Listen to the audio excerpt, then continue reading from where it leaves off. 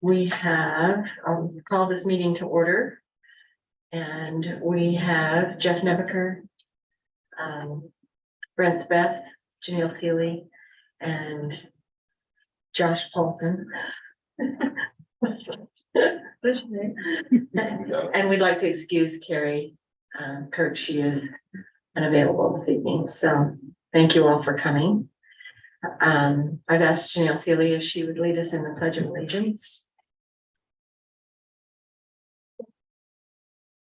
I pledge allegiance to the flag of the United States of America, to the republic for which it stands, one nation, under God, indivisible, with liberty and justice for all. Thank you. And I've asked Jeff Nebeker if he would give us an opening prayer. Our Father in heaven, we thank thee for this beautiful day and this beautiful weather that we have. We're grateful we can meet as a city council, mayor, and city staff.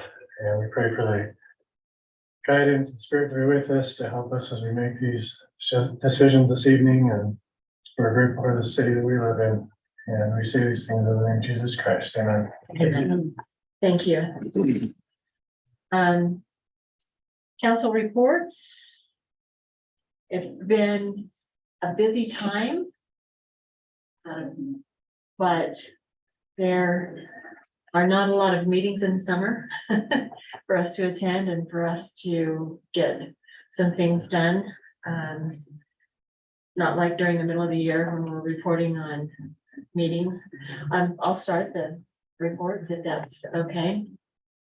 I'm chair of the Conservation Council Committee for the state of Utah, and we've recently awarded over $2 million to people to conserve their property. One of them was one here in Cache Valley, a farm that's in let's be on Paradise. Avon. It's a gentleman who has a farm that he's preserving so that everyone can enjoy it. So it's good for Cache Valley to get some of the funding that's provided by the state. We're funded by the legislature. We were given $3 million of one-time money. And this next legislature, we're going to be asking if we can get ongoing funding with $5 million. Because there are a lot of people that are trying to preserve their property so that it doesn't get swallowed up, and we've got some green space. So other than that, just meeting with people and making sure that we answer questions about what's going on with the streets and how long projects are going to last, and can we please do this, and can we please take care of that? And I have to say that we have been very responsive to our citizens. I think people are happy with the response that they're getting to solve some of the issues that they're having. So with that, who wants to take the next one? Okay. September is National Emergency Preparedness Month, and there's been some meetings at the state level as well as the county level regarding emergency preparedness.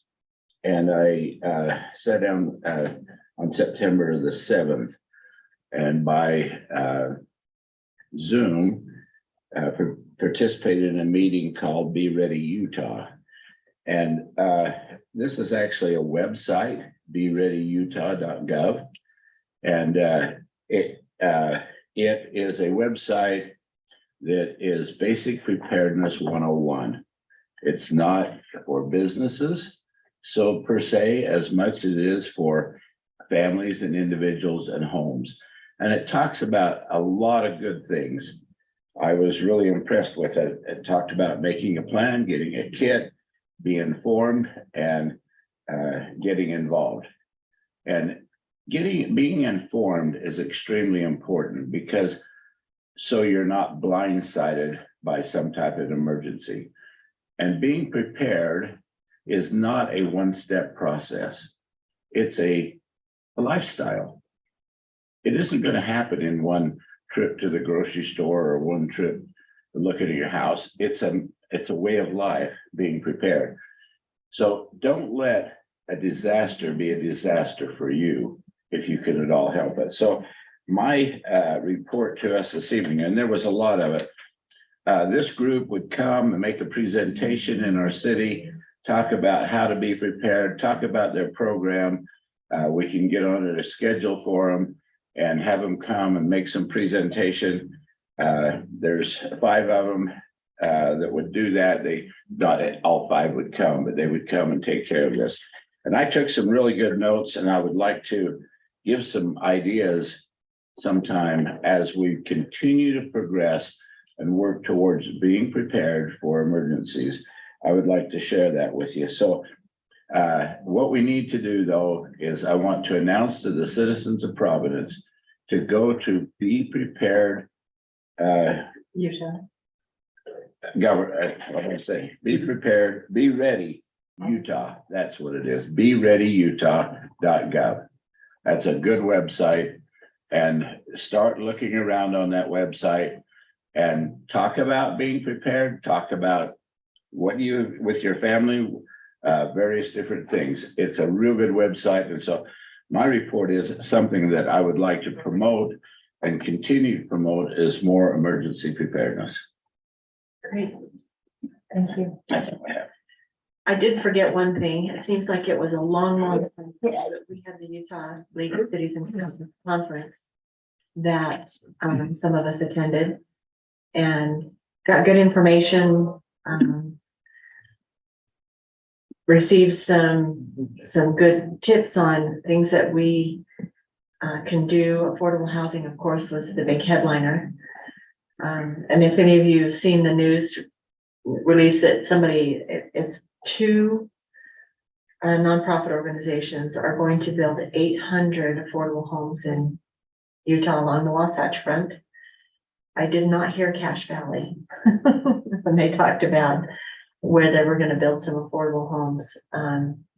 But the Utah League of Cities and Towns is doing all that they can to help protect cities. By going to these meetings, we were able to make sure that people at the league understand what our issues are and what we want covered and how we want them to make sure that they protect our autonomy from the state and keep the state out of trying to make decisions for us, because one size does not fit all. So anyway, who wants to report next? Okay, Janelle. I went to the conference in Salt Lake as well. I actually left a stack of flyers over there at the door. One of the things we talked about is the dignity index, and it's something that was started. Well, one of the founding members of the organization Unite is actually a former council member of Logan, Utah, Tammy Piper. So she's a friend of mine, but basically that the words that we use matter and that we can bridge our differences with dignified, respectful language. And we don't need to just have differences of opinion in negative ways. So you can feel free to get one of those. I also helped organize a key leader organization for the Communities That Care program to the Bear River Health Department. Which basically is what they're trying to do is mitigate at-risk behaviors with youth, whether it's misuse of substance, violence, suicide prevention. And they're trying to bring in leadership from 12 different sectors in the community. A few of those include like schools, religious organizations, education, community, to name a few, law enforcement, to just try and kind of create a synergy of what everybody's doing to make sure that we're addressing the needs of the youth in the community. And the schools collect data from the youth to kind of guide some of the policy decisions. You know, if I can just interject, I was surprised to hear that the schools do an assessment every 2 years called The sharp. SHARP, the SHARP tool. And they ask them a lot of questions about what would your parents think if you were on drugs? And now more than ever, the response is they wouldn't care. And I think that's pretty sad that we have kids out there whose parents would not care if they did. Now, it might be a smart aleck response, but it is high, their response of they wouldn't care is much higher today than it's ever been. So I'm kind of shocked at that. But if we don't take care of our youth, what kind of world are we gonna have? So it was good to see a group get together to talk about these kind of things. Other than that, most of my other assignments are gonna wrap up in the next week or two with LPC and library board and different things, so. That's my report. Thank you. Jeff? I've just been responding to citizens and emails. I was able to extinguish a few rumors about road construction. I felt good that I was able to do that on my own without asking the city, so. Guess I'm learning something. Good. But no, yeah, I think they're doing a good job, even though they're taking a long time. I guess I just have comments or questions about, I don't know if I can comment or question at this time, but the website, so I got an email about that, but I've also had trouble myself navigating it. When I go in, you get this printed off because I want to memorize it. But I was just curious. I'm having the same trouble when I go in and try and go to different places. If you find a Often. broken link like that, send it to us, Okay, and we'll look into those. But I don't know how many we get reported, and so if we don't have it reported, but I there is know some like links that are if there. somebody wants, if they really want something, they can contact you and you guys are really good about getting it to them, so. But it is nice when you don't have to contact you and they can just get to where they need to go on the website. So I'm sure they're still working out. And I think if you don't send the link, we can't find it. Yeah, I think it's It, most, it definitely helps us if you there's send a what the search, link is, but you can search for the meetings minutes. You enter the start date and end date. Doesn't really tell you how, it doesn't pop up with a calendar or anything like that. You just put in some numbers and what you're searching for and you hit search and it doesn't really search for anything as far as meeting minutes go. So I don't know if it really works. I will tell you a trick there. Okay, yeah, that's, And that's a good one. I've gotten questions on that one too, but the trick is there is a future and a past. What they call, it's like a future and a past. Did And it the drop off? default is, No, it's the top. it's a toggle. And the toggle is left for future ones. And so when you're searching past ones and have that toggle on for future, it won't find so anything. it's just up above. So I if you, missed look- that. if you look at it, there's a toggle on it. I guess if I can't figure it out, there's a bunch of Yeah, others. who I can. think there's been other Thinking questions. pretty good, but So, That's way better than it used to be, though. just looking at it. yeah, yeah, I think overall, Way it's a lot better better than it used to be, Yeah. for sure, but, I was just curious about meet the candidates night. Is that something we're doing this year? Yes, Yeah. we In are, and November we've or set the October? date. The October. date is October Third.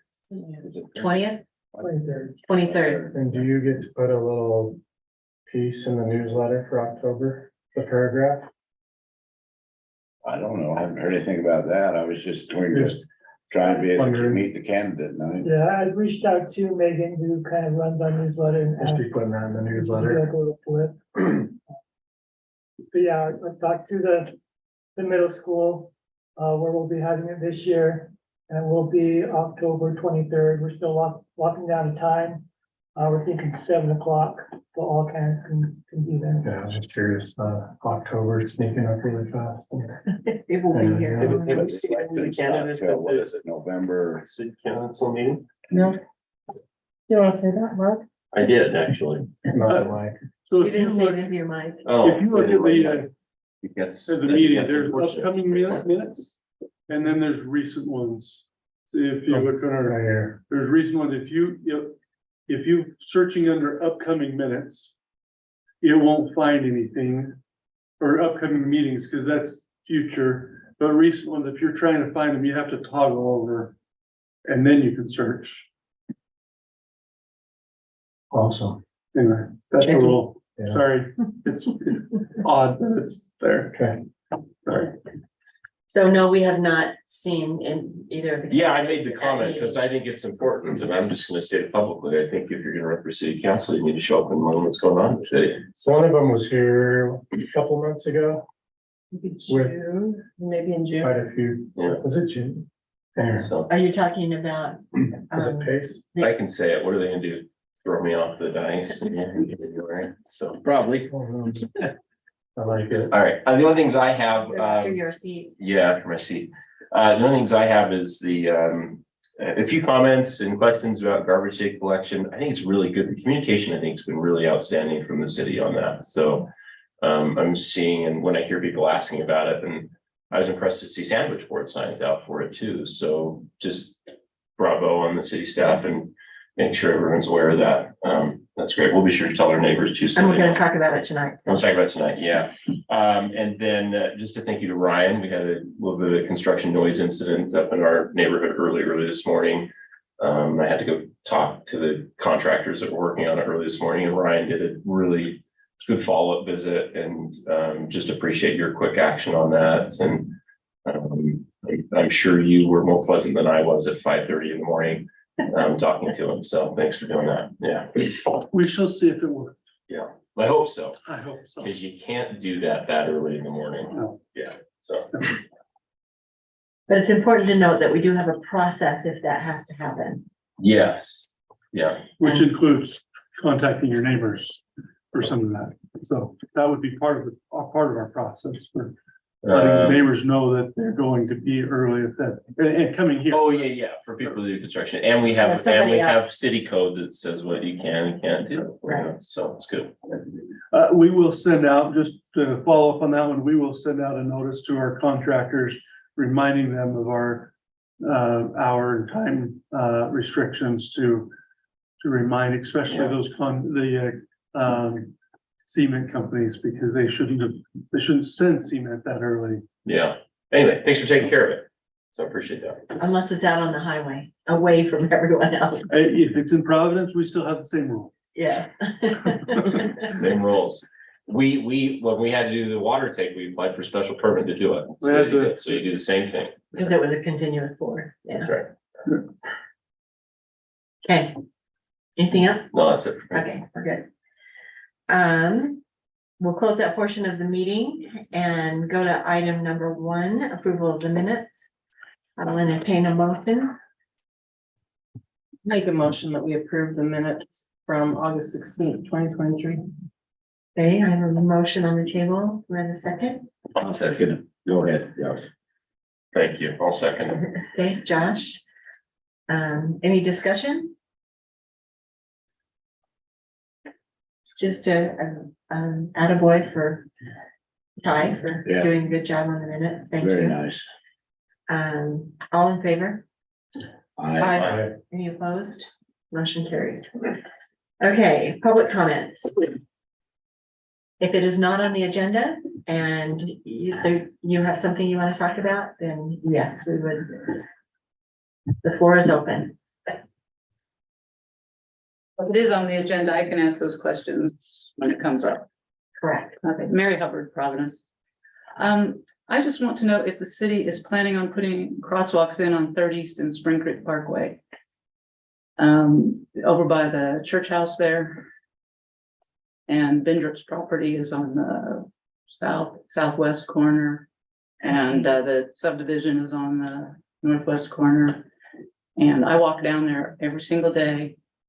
And the traffic on 3rd East is fairly heavy, and the traffic on Spring Creek Parkway can be. And some people stop at the stop signs, and occasionally some people go the speed limit. But, we need crosswalks on that intersection.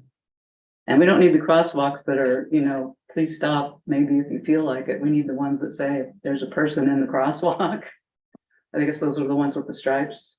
I'm never sure which ones it is, but I would really appreciate it if somebody could look into that, because there are a lot of people with that new subdivision in walking down there, and kids are actually, I saw today walking home from the elementary school, because I happened to be coming home that time of day.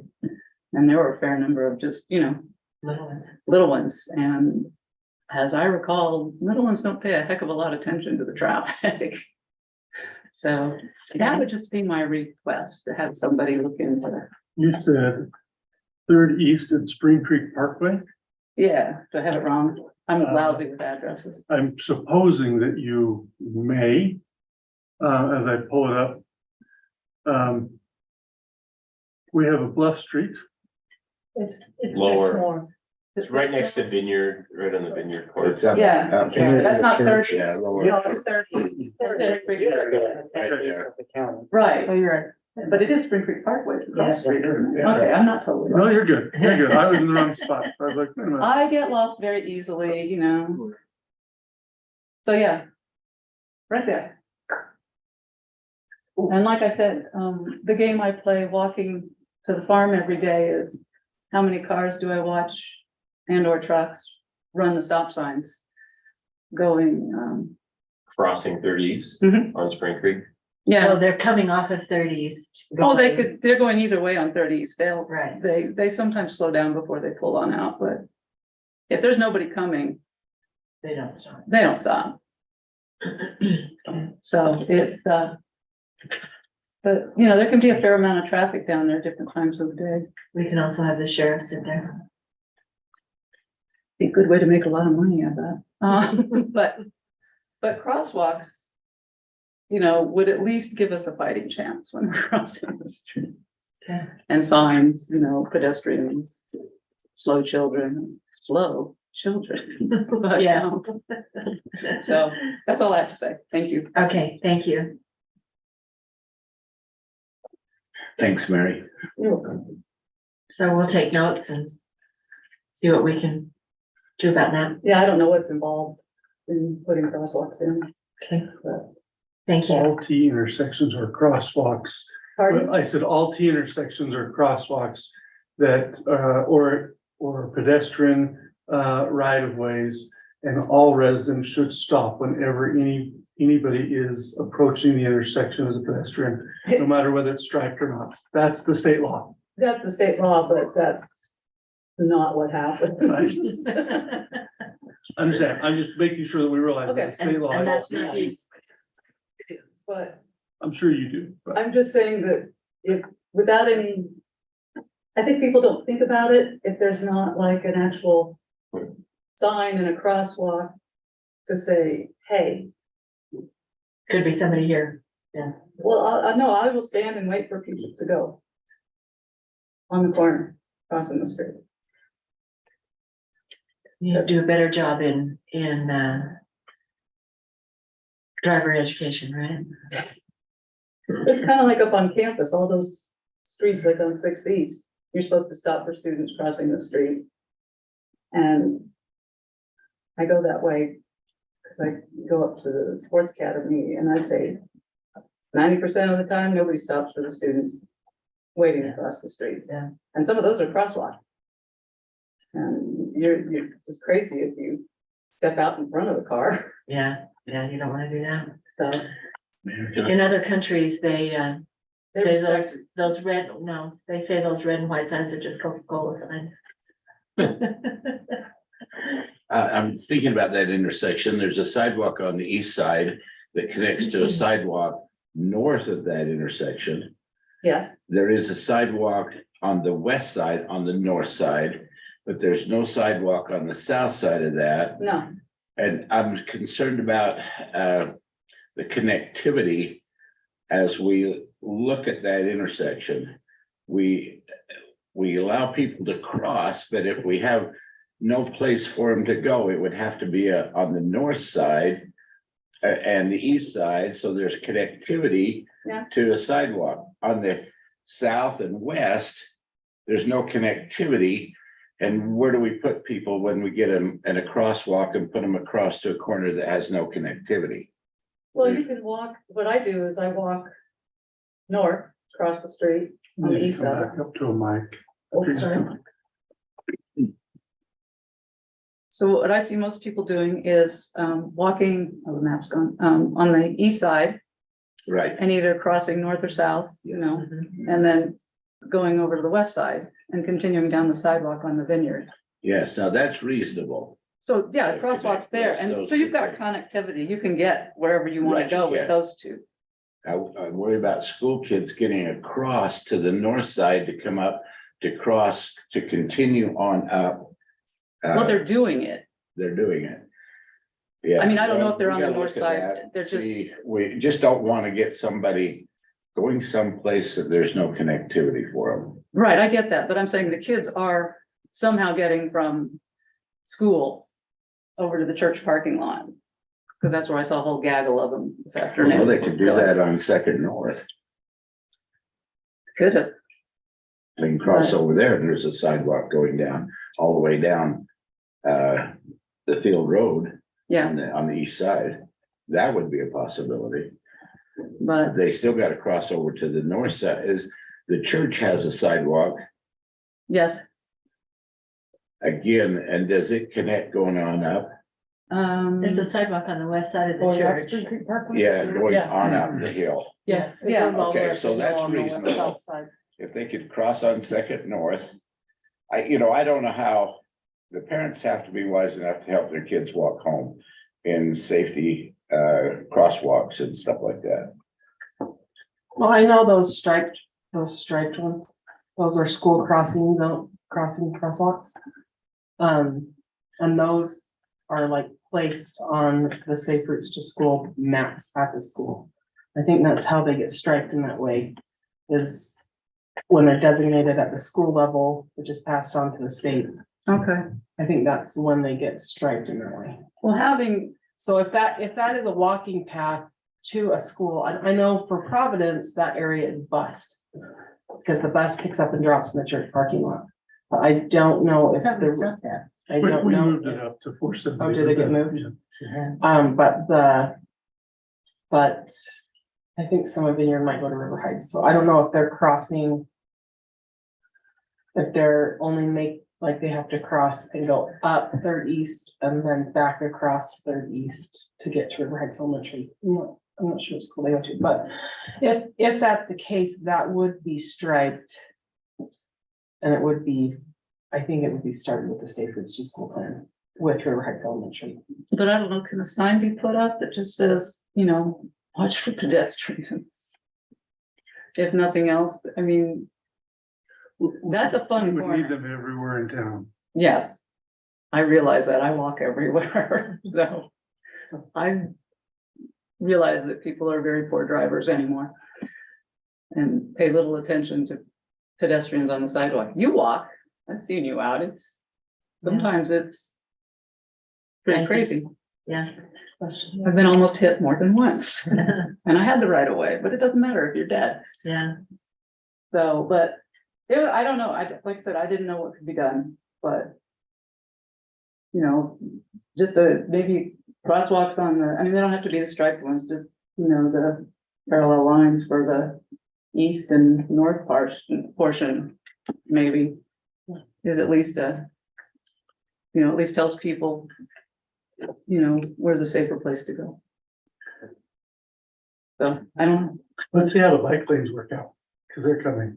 yes, we'll have. We'll bike have lanes as lanes painted and so let's see how those work out and we'll continue to watch the intersection. Okay, well. Thanks for bringing it. to that'll us. be fun to watch. I can add that to my list of things to Yes. watch for. Yes. Okay, is there anyone else with public comment? Scarlett, do we have anything? I didn't. I checked just a few minutes ago before I walked in. Heidi, do you see anything? Well, we do have one for an agenda item, but I don't think we have anything. Just for public comment? Okay, we'll close that portion of the meeting then. We don't have any presentations, no resolutions, no contracts, agreements, or bid awards. So item number 2, Providence City Sewer Feasibility Study. The Providence City Council will review, discuss, and may take action on a sewer feasibility study that proposes the possibility of the city constructing its own wastewater treatment facility. So Ryan? Yeah, we want to talk sewer or what? I think we should talk sewer.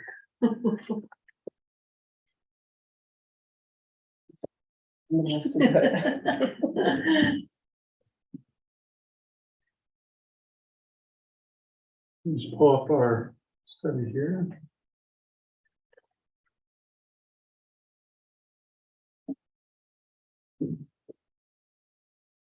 All right. So we, several months ago, seems like, we had, a request and approval to go and, have Zions Bank do a feasibility study for us. Give a little bit of background. We have, as identified in our, sewer or wastewater master plan, it was identified that our line between us, our meter and Logan, will begin to reach, design capacity. That doesn't mean it will automatically overflow, but, is over the ideal condition. And so at that point, we started to look at our available options. And as part of that wastewater, analysis, we have an option that was identified as, going to continue to do Logan and upsizing the pipe, and what those costs would be, connecting to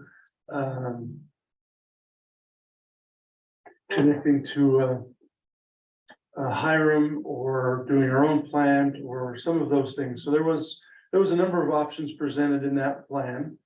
Let's see if I could just pull that up.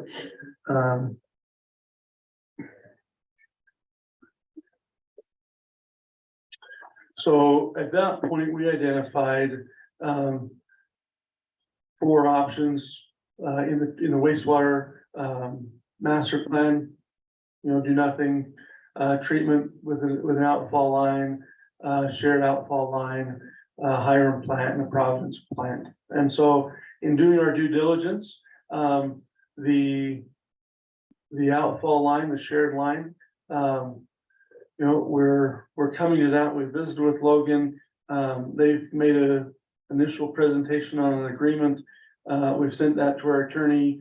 We've got some feedback, and we need to work through that. But we had some cost alternatives, so we wanted to investigate before we spent $4 to $6 million in a new outfall line. It was identified that a treatment plant may cost in the $24 million range. Or we could buy into Hiram's and pipe there for a $30 million range.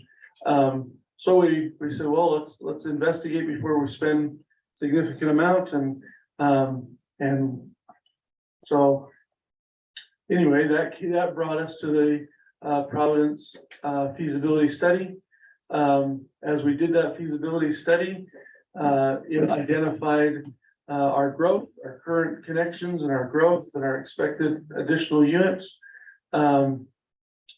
It projects that we'll spend at this point over the last 5 years.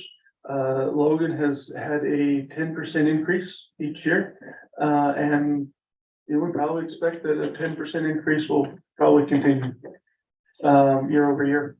We don't have anything to show differently. It may or may not, but that's what our history has. And so if the future is anything like the past, that's what we could expect.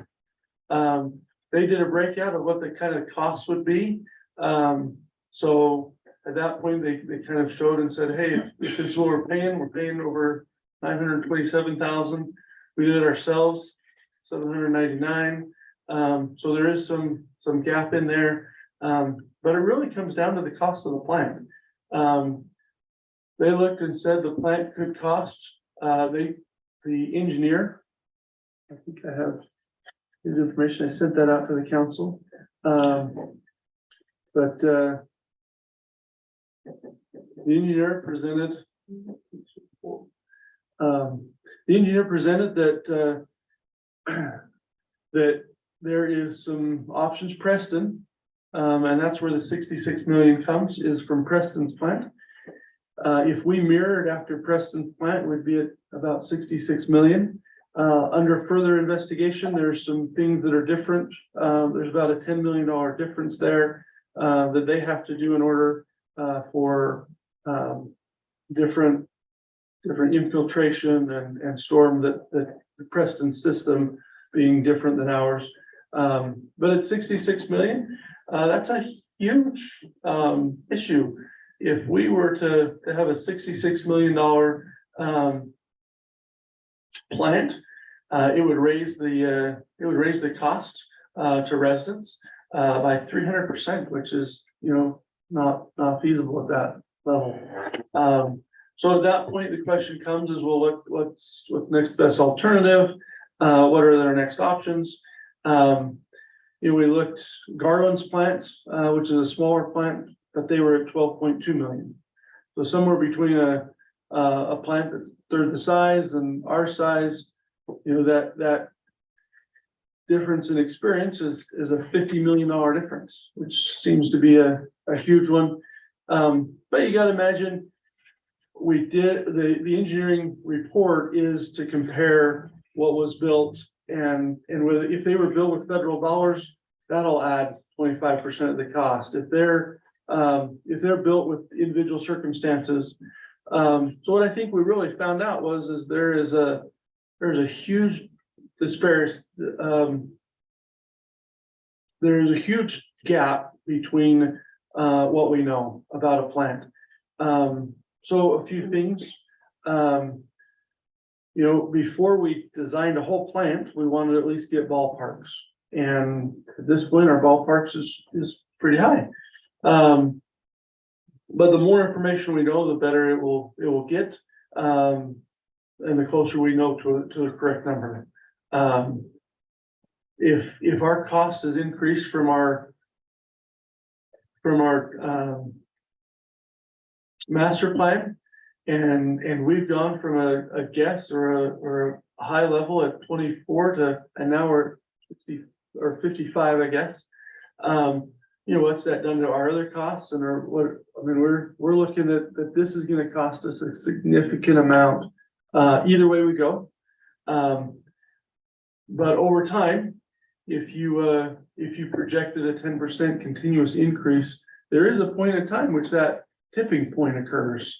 And whether we invest in the Logan system or into a new plant, the first years are difficult, but as that grows, as that rate changes. So anyway, this is not a make a motion or do, this is a bring up and discuss the possible questions. And there's a lot, there's a lot of, I think this study brought more questions than answers, in my opinion. So anyway, that's kind of where it comes out. Question on something you said there. I just didn't understand your numbers. 24 and a half was the initial estimate, 66. You said 55. I'm trying to figure out what is there a delta between that 66? There is a delta between Preston 66 plant and the 10 million that is unique to them. Okay, that's the point you were making. Yeah, and so at that point, really 55, 56 in that's if we're looking at a comparable to us is in that range. I understand. So I understand. The other thing was a little puzzling to it. Like normally we've had other feasibility studies done since I've been on the council. In every instance, like someone's been here to kind of present those and talk about those. No, not you're great, but they didn't. Having to bring them along. We didn't get from Zions or engineering here to present that. That's unusual. Yeah. At this point, I think a lot of that is what we got was a little spitball at the wall. That's kind of the way it feels, and so I'm saying is like the fact Yeah. that nobody's here presenting their We don't feasibility have a study. design And is it's the 5 problem. pages, We, yeah, we don't have, I know, it just feels empty, a Yeah. little hollow, yeah, well. yeah. So. At 30 this to point, I 66 could bring in million. more, but it, Wow. Huge. at that spot, it's a choker of saying, Can we, so can certainly we, we can bring in whoever you'd like. But this is kind of bringing up questions saying, okay, we've got This is just. a 30,000 foot view. Yeah, what do we pay for this feasibility study though? We paid like 10 grand or something, Yeah, am I wrong? yeah, probably in that range, between the engineering and the Zions Bank, we kind of both split that. So how much? But we were also, I gotta check all that work. Right. about 10 between the two. 5 pages. we were kind of wishy-washy about what we wanted too, Yeah. you know, because we're not sure, but. Yeah, it just would have been helpful to, I don't know. I'm certainly welcome to. I, invite them. I just, it feels lacking in some areas. I would have, like, it presented more questions that I hoped would have been answered, that would have kind of showed feasibility of varied estimates and what the cash flow of those might look like, because this thing, the huge range, it feels a bit like a cop out, so. Sorry, that's the way I view it. Did Zion Bank, help us, or is that up to the city to look to see if, with what the, government's infrastructure bill is doing? And is there any participation money on anything, either state level or federal level? I have found somebody that can help us with that. Zions Bank didn't provide any of that, but, I have found, somebody that I think can help us identify that.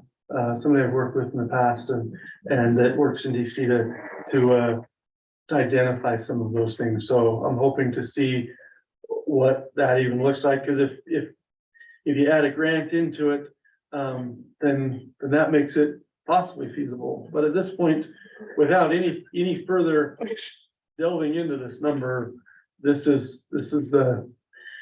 Well, I really don't think we ought to abandon and jump ship yet. I think we really need to look at least in my estimation, the grant possibility. I think it'd be wise to get an understanding what this secondary line is gonna cost from Providence again to 10th West. And we need to know if Logan City is then gonna turn around and require us to upgrade the lift station like we put in originally, like they've filled up with all their development out in South Logan. You know, what's the future of that? And I looked at some numbers here, and you know, we're paying $47.18 in 5 years. We'll be paying $69.08, $69 basically to Logan City a month. Well, when you look at that number, $69, that's tagged down here as what we could operate our plant at once it was up and running. And so I think there's some more numbers need to come together here. And, you know, there's also, tell us about this surcharge that Logan City, I mean, I've understood that they're already thinking of an upgrade to the plant they just put in. That's correct. And they are going to pass that cost on. And I mean, they're not gonna eat that. I mean, who would want to, sure. But yeah, anyway, they're not gonna eat that. They're gonna pass that on to us. So we got the line upgrade, good possibility of a lift station upgrade, good possibility of their plant upgrade over the same period of time that we're talking here. You know, if we went to work now, our plant would be online for 5 years. Yes, we're gonna have inflation costs too. So possibly the $66 million is going to be a realistic number when you get inflation added onto the 55 as a possibility. So I'm just thinking we need to do more to get better numbers, to get it out to the public. And then, to be honest with you, if we feel like that might be a direction we ought to go, we ought to have some public education as to why we're even thinking moving in this direction. Because if we don't have the public on board with us, the costs are gonna really be a deterrent to them. But if they understand in the long run, Lightning has been detected near your location. okay, anyway. Am I gonna get struck? Be prepared, right? Be prepared. It's coming. The other thing is too, I'd like to make a comment about the land. I think personally, and I'll give you an example. Back in the 60s, the city bought a piece of ground up in Providence Canyon from the Cattlemen's Association. From T. Ray Tire was head of the Cattlemen's Association to put a reservoir in. Now, there was a moratorium. You couldn't build above 5,000 feet. Nobody wanted to build above 5,000 feet. Why buy a piece of ground up there for a reservoir?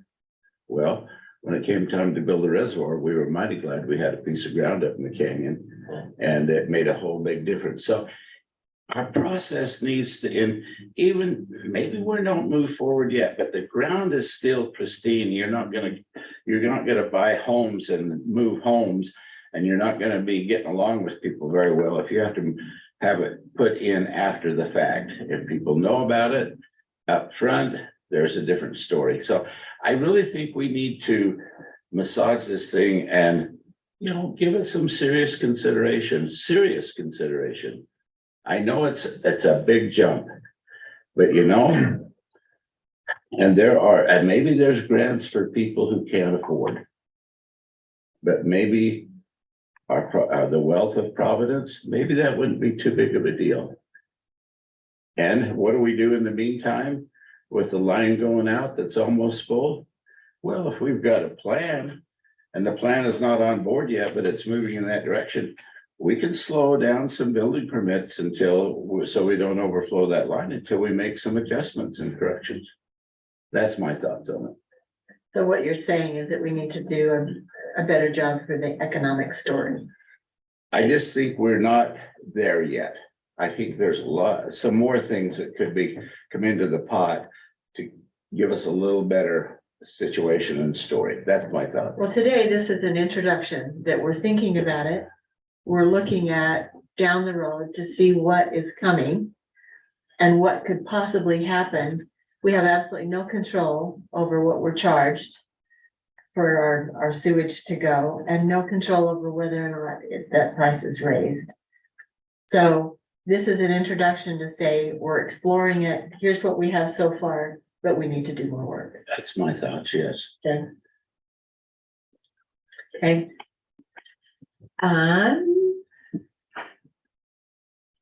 I'll allow a quick comment. Otherwise, I would have asked my questions at the beginning. I have two so far with what Brent's been talking about. Where would State your name. Oh, Mary Hubbard, where the land for this project would be.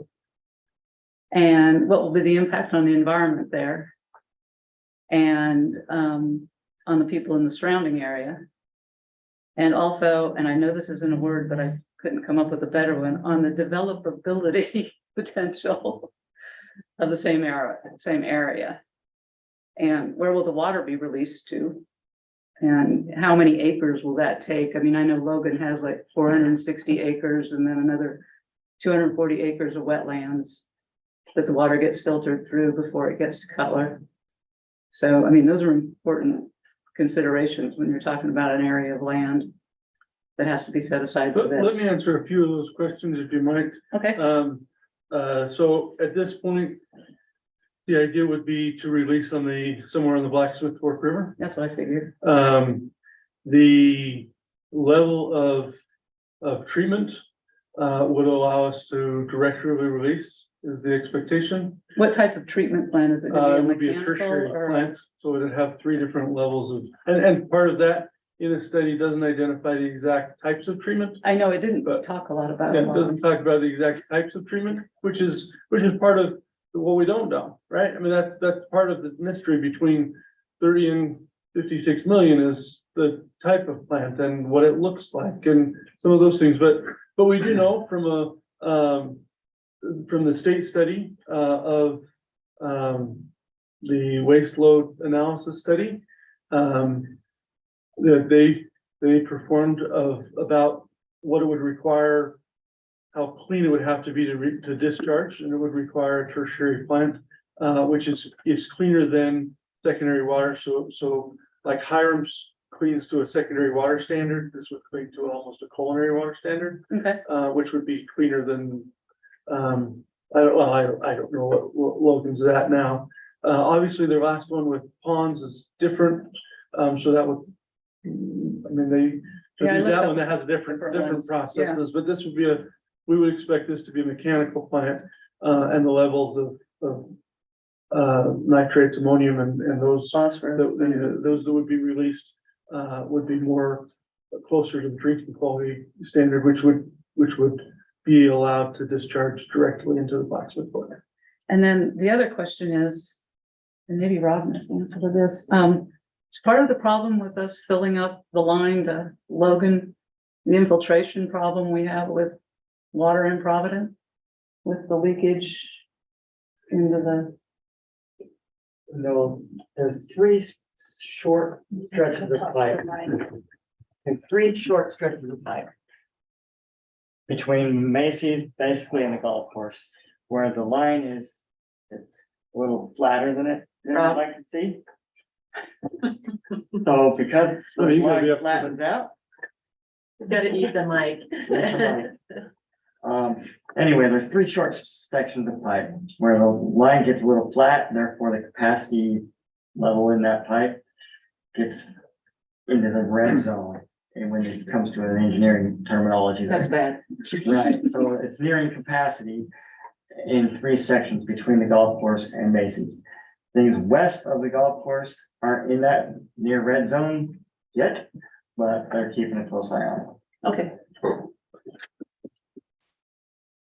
Okay, so far, and also, I would just like to say there wasn't a lot of information in here you could play with. The number wise, I mean, I tried crunching numbers but I didn't know a lot of things, the things you brought up that we don't know.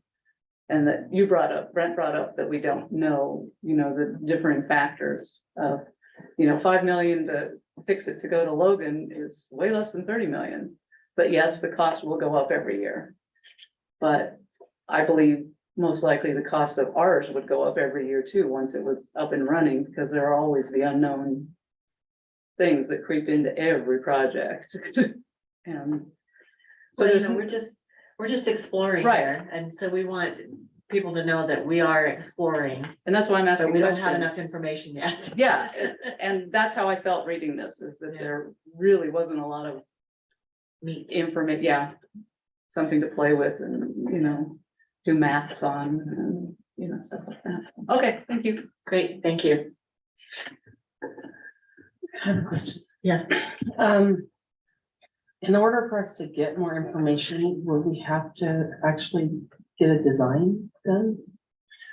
So probably not full design, but that would be, the next step is to get more of a design so we know the type of plant. And more of the specifics there. At this point, it's kind of like the difference of real estate agent doing a market analysis and a assessor doing a detail appraiser doing a detailed appraisal. We're hoping to get, some kind of ballpark. It's a big ballpark number, it's big. It's a huge range. So, I mean, we were hoping for something more specific. That was kind of our hope, but at this point, that's where we're at. And this level got us to here and we got it and wanted to give it to you to Are you digest able it. to, Ryan, because you're in a numbers whiz and you have a PhD too, or don't you, or an equivalent? I don't have a PhD, I have a designation. You have a designation that puts you in that tier of individual, right? Yeah. Yeah, it would be interesting to see what the funding for this project would look like at several several pricing tiers. I don't think we got that in here. I think it's just what, it is at the, the Preston price 66 million. And I know when we had talked about it, he said 24.5 it looks like more of a viable, it's a viable project, right? It's like move forward. The number I had. Yeah. So I'm kind of wondering, is it helpful just to look at that debt serviceability at 24.5 million, at 30, 35, just give us some $5 million tiers to see what type of treatment plant we would need to build, in order to do that. I'm wondering if we can do that and speak with an engineering firm and say, hey, it looks like we got $40 million tops to do this. What would that buy us rather than do up a whole drawing? Is it even possible? I'm just trying to figure out an easier way of doing this without like. Coming at it from a budget standpoint, saying, what can I get for this budget instead of, Yeah, Define me what because we know it's doable at 24.5. We know it's doable at 24.5. We know it's not doable. We know it's unpalatable at 66 million. I'm curious, you talk about tipping point. I'm curious, like, what type of, how much budget do we, could we afford to, seriously consider? Is it 40 million? Is it 45? and then the next thing, and I started down this road, with the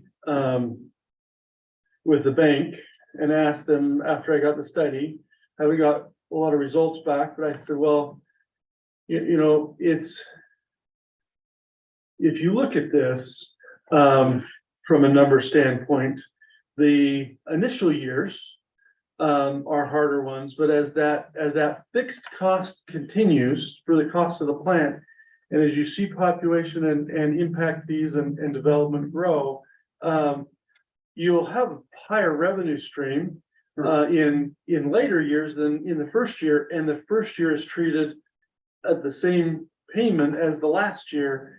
And if you'd fund your payments slightly different so that they fund it over time based on your revenue. A good example of that difference of the police contract that raises over time with population, and the fire contract that jumped all at once and then has somewhat leveled. But if you can pay that over your. Yeah, would they give you that long of a term? Would they give us that long? I mean, because that's gonna take the longer maturity in order to do that. Or less principal in the first years and more principal in the later years, or more interest. There's gotta be some method Yeah, it seems like it'd be financing instruments. that that would be able to there's some bridge financing Yeah. instruments that could be done. Well, I started that discussion, that discussion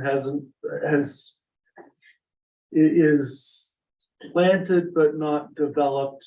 And this is kind of the report that was developed, and we waited.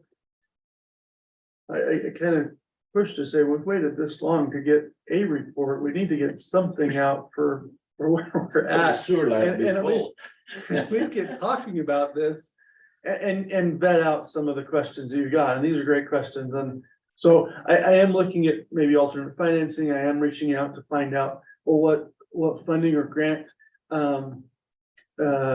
should be available. I think that kind of initial report and information will come, maybe in November, October, November kind of time frame. He's looking at a few different options for me.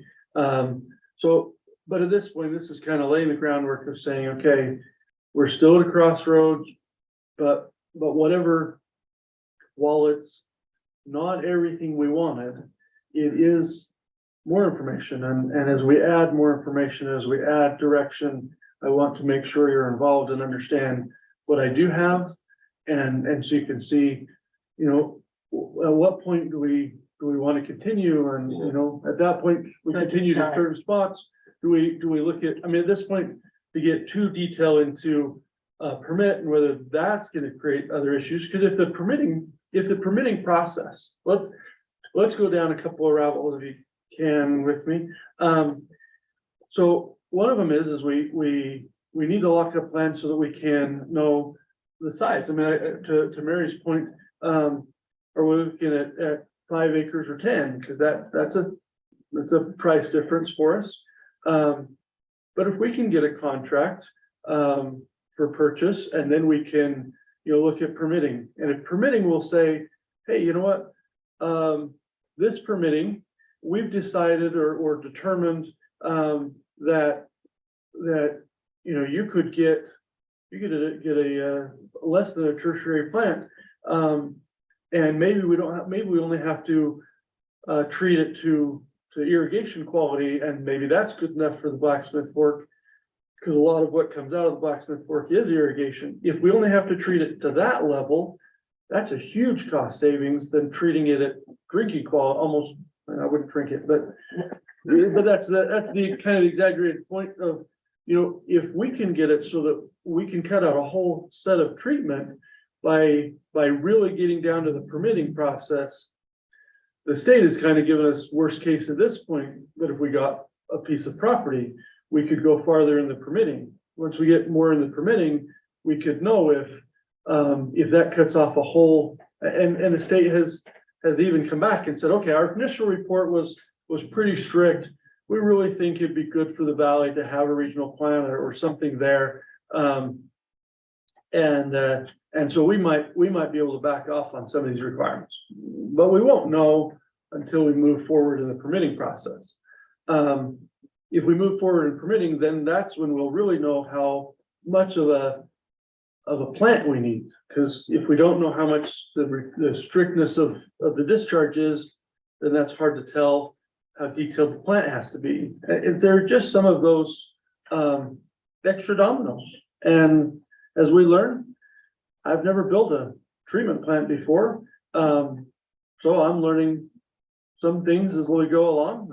I admit that. The engineer that their firm has, and the bank has funded theirs, so I'm trying to get information from that. But there is some other pieces of the puzzle that if we're interested in going down, then finding permitting, more detailed permitting, more contracting into whether we purchase it or just contract and say, you know what, give us 5 years to buy it, let's lock in, and maybe we have some time, and we buy time in order to get to answer some of these others.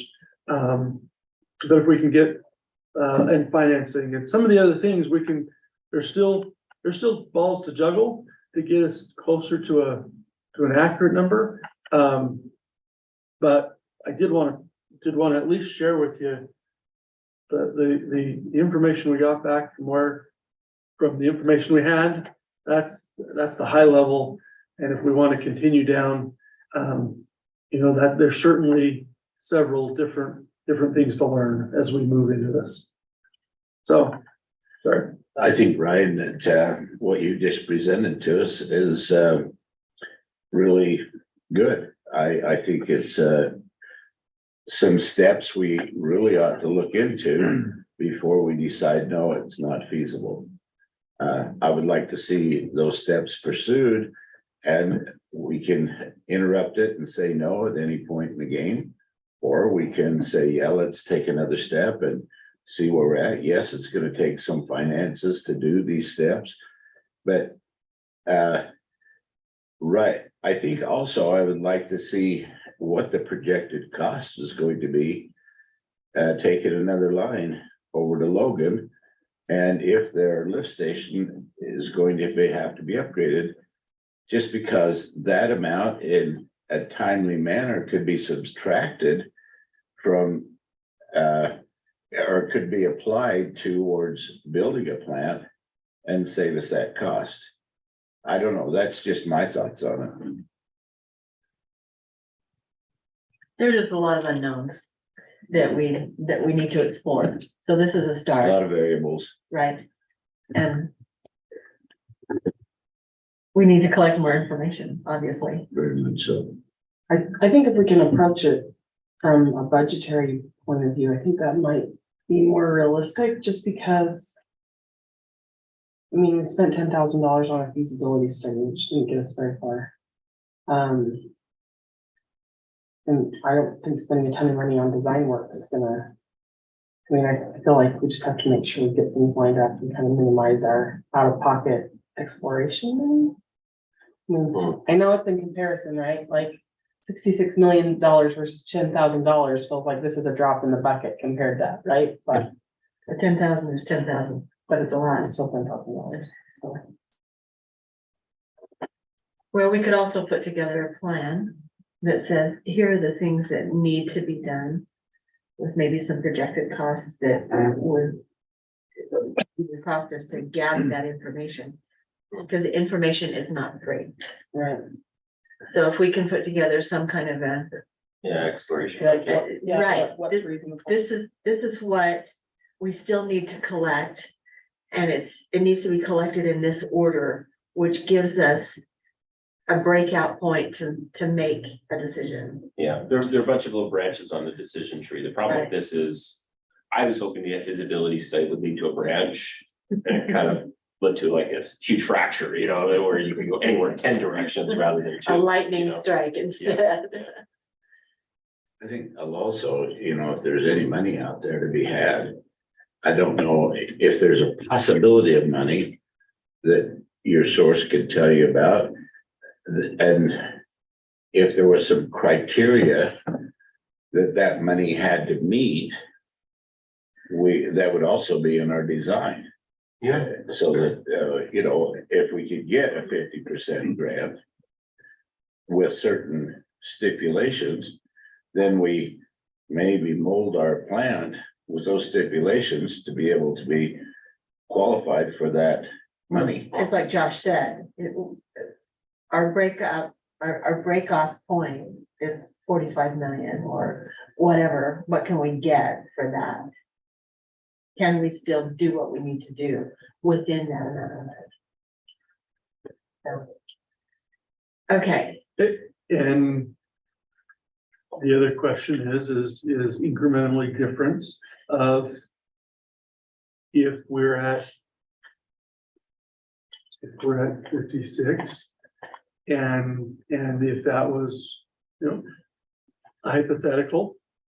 If we were at 66, if we were 56 and we had half grant and we split the cost with Nipley, then it all of a sudden, our number just became feasible and maybe less than we're paying Logan and our rates go down. Yeah, those would all be things in Kathleen's, I think, exploratory document too, that like, you know, and what Brent talked about too, the same thing, you know, those are various scenarios we should look at individually. I feel badly for you because it feels like a lot of work, you know, to run all those scenarios, but but we really can't make a decision unless we look at all the. not all the one information. this big. No. Yeah. And This just isn't a quick- enough to make a this decision. interest rate, we bonded for fiber just under 3, didn't we? 2.5, Just 2, 2.06. so we're 2.5x, you know, more than that.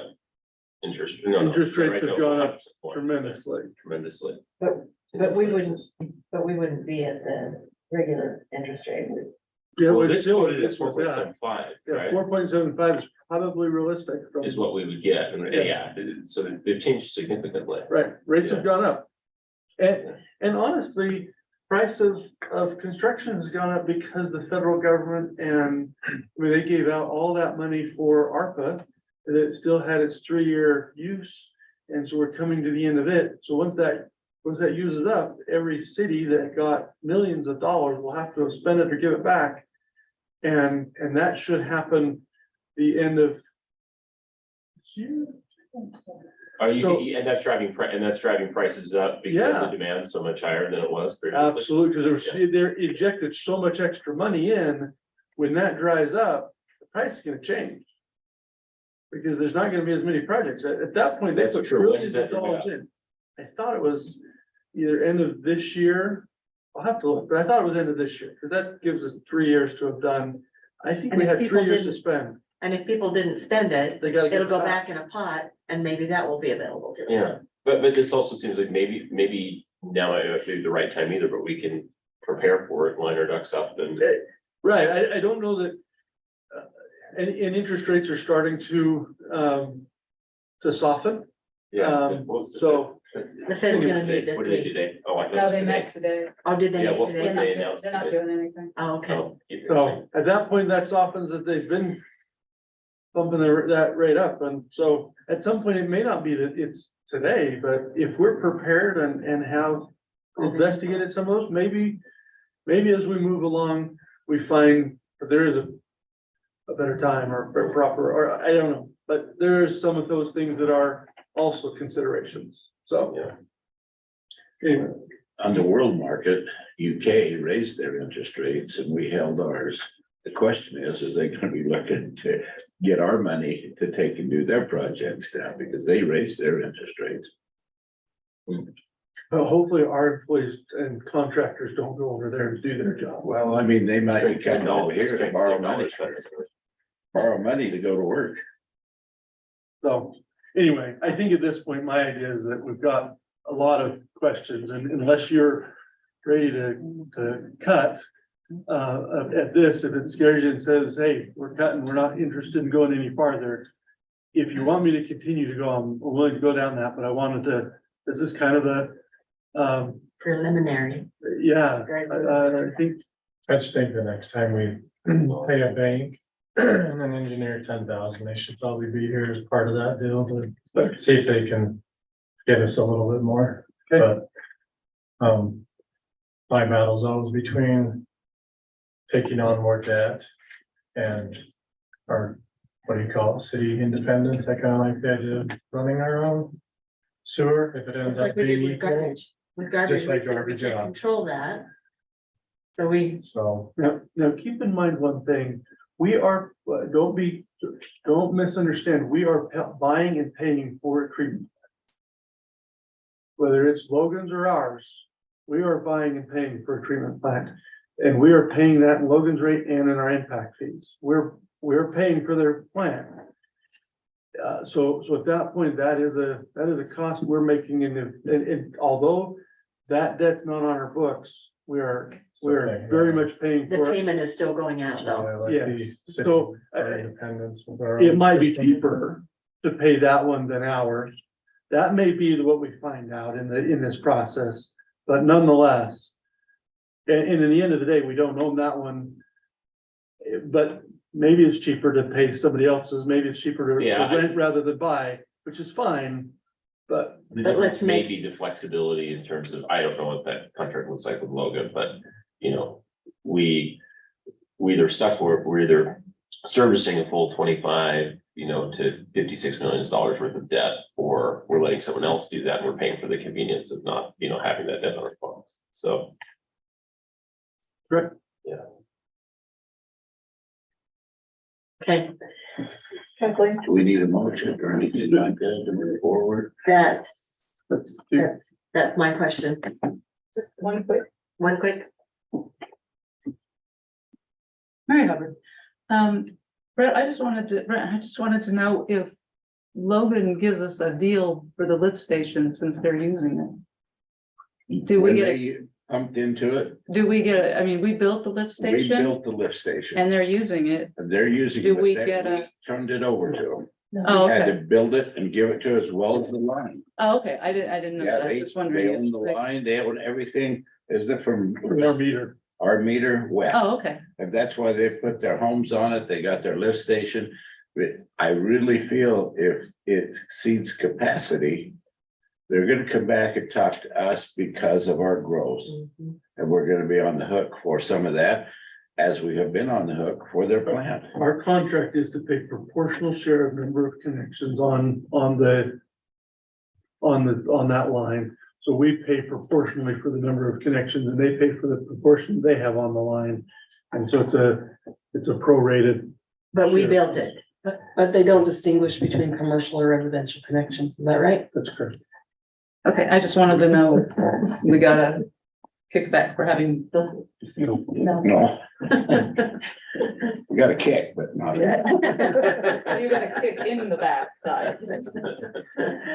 Okay, so Ryan, instruct me a little bit. Do we need a vote on this or?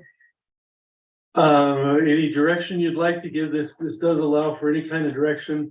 I do not believe this is asking for us to decide on a plan. That's not what this is. But if there is specific direction you want to give as far as a motion, that would be great.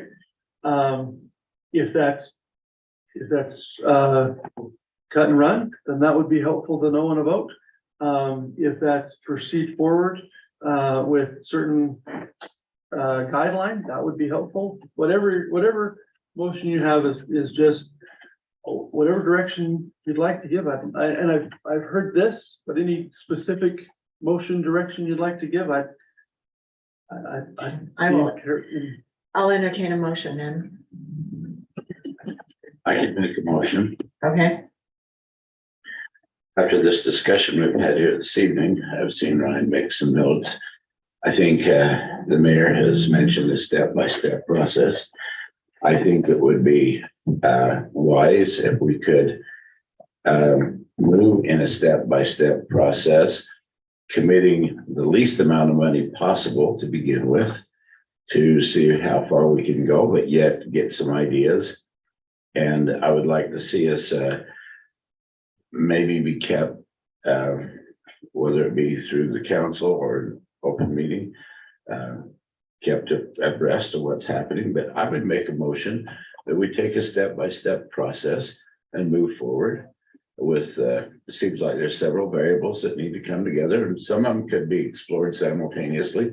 Others are going to be more in a direction down the road after we've explored some of these. So I'd like to see it. I'd like to make a motion that we move forward in a step-by-step process, including budgetary. Yeah.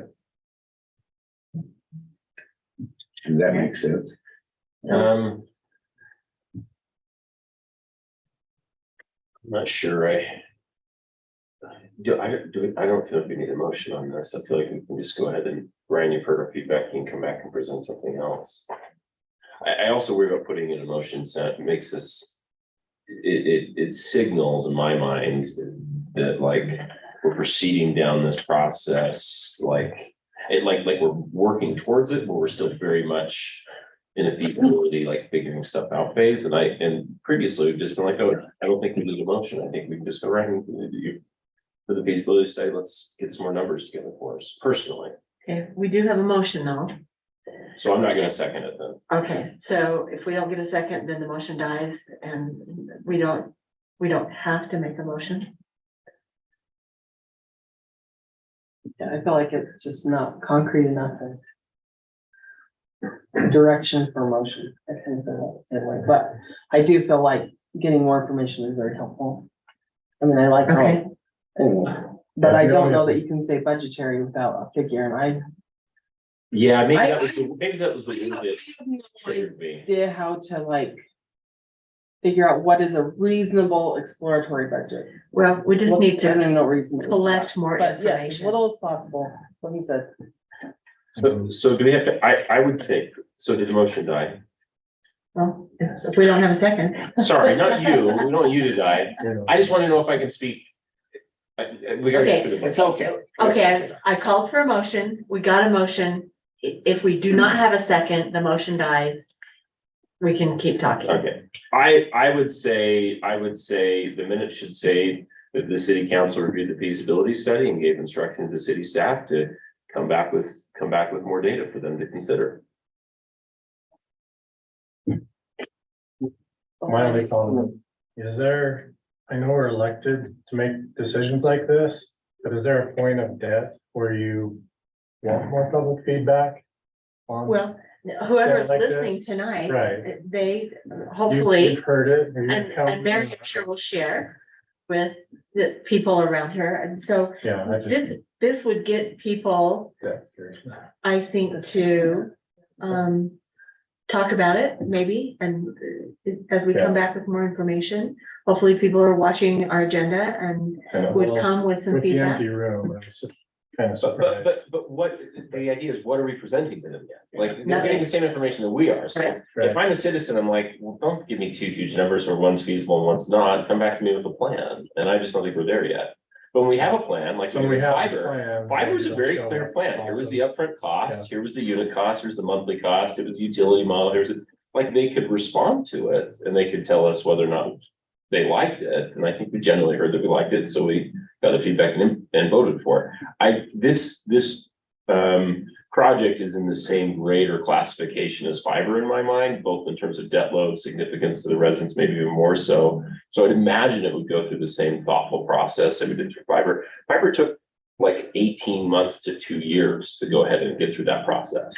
And I would expect this would probably take the same amount of time. And we literally are in like mile 2 of a 26-mile marathon of this. So it's a long race to be run, in my opinion. I agree.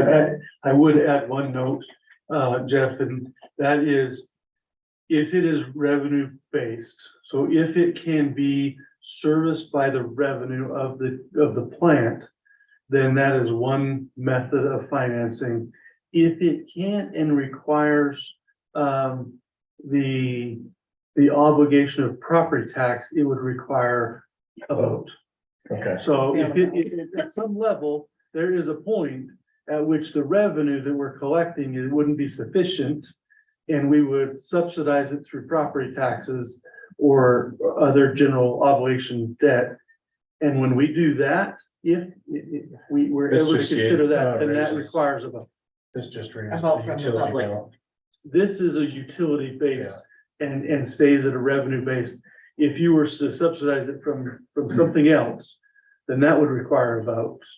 And that's something would have to go out if it couldn't be paid for by the utility rate.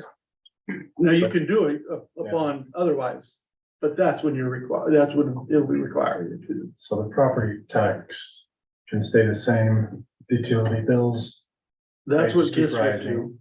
as they do. This one actually, if you see the background, a little bit of the background numbers, this one would jump the rate and actually decline It it goes back over, down after. as the growth happened, it would decline the rate rather than continue to increase. It would, that's why the financing method is critical to the calculation. Just need more information. Okay, I think when the sewer originally went in, weren't we paying about $27 or something, I think it was only like 19, right? 19? When I remember when Happy Meals were $2. But my point But is, that 19 was a lot, though. it That was a stretch Mm. to pay 19. But aren't we glad that we've got it in? And isn't it, it was a stroke of wisdom to get it in. Look at Millville out there. They got 5 million still in the state highway trying to figure out what they're gonna do with all our water. They're pumping it continuously. I mean, it's a problem for them. And look, I don't know what their budget is to put that sewer in, but some things you have to consider with time. Time is of the essence with some things. And timing is very important too. So as we as a council think of things, we have to kind of think a little bit to the future because we are the future of Providence, what we do. We have to think about that. yes, we do. We do. Okay, we had a motion on the table. For lack of a second, the motion died. We can do this as an information only with instructions to go come back with some more information so we can make a decision. Okay, with that, I'll close that portion of the meeting. Let's go to garbage removal service updates. Ryan, do you have that update for us? I certainly do. I'm so glad because I don't have that. We are. See if I can-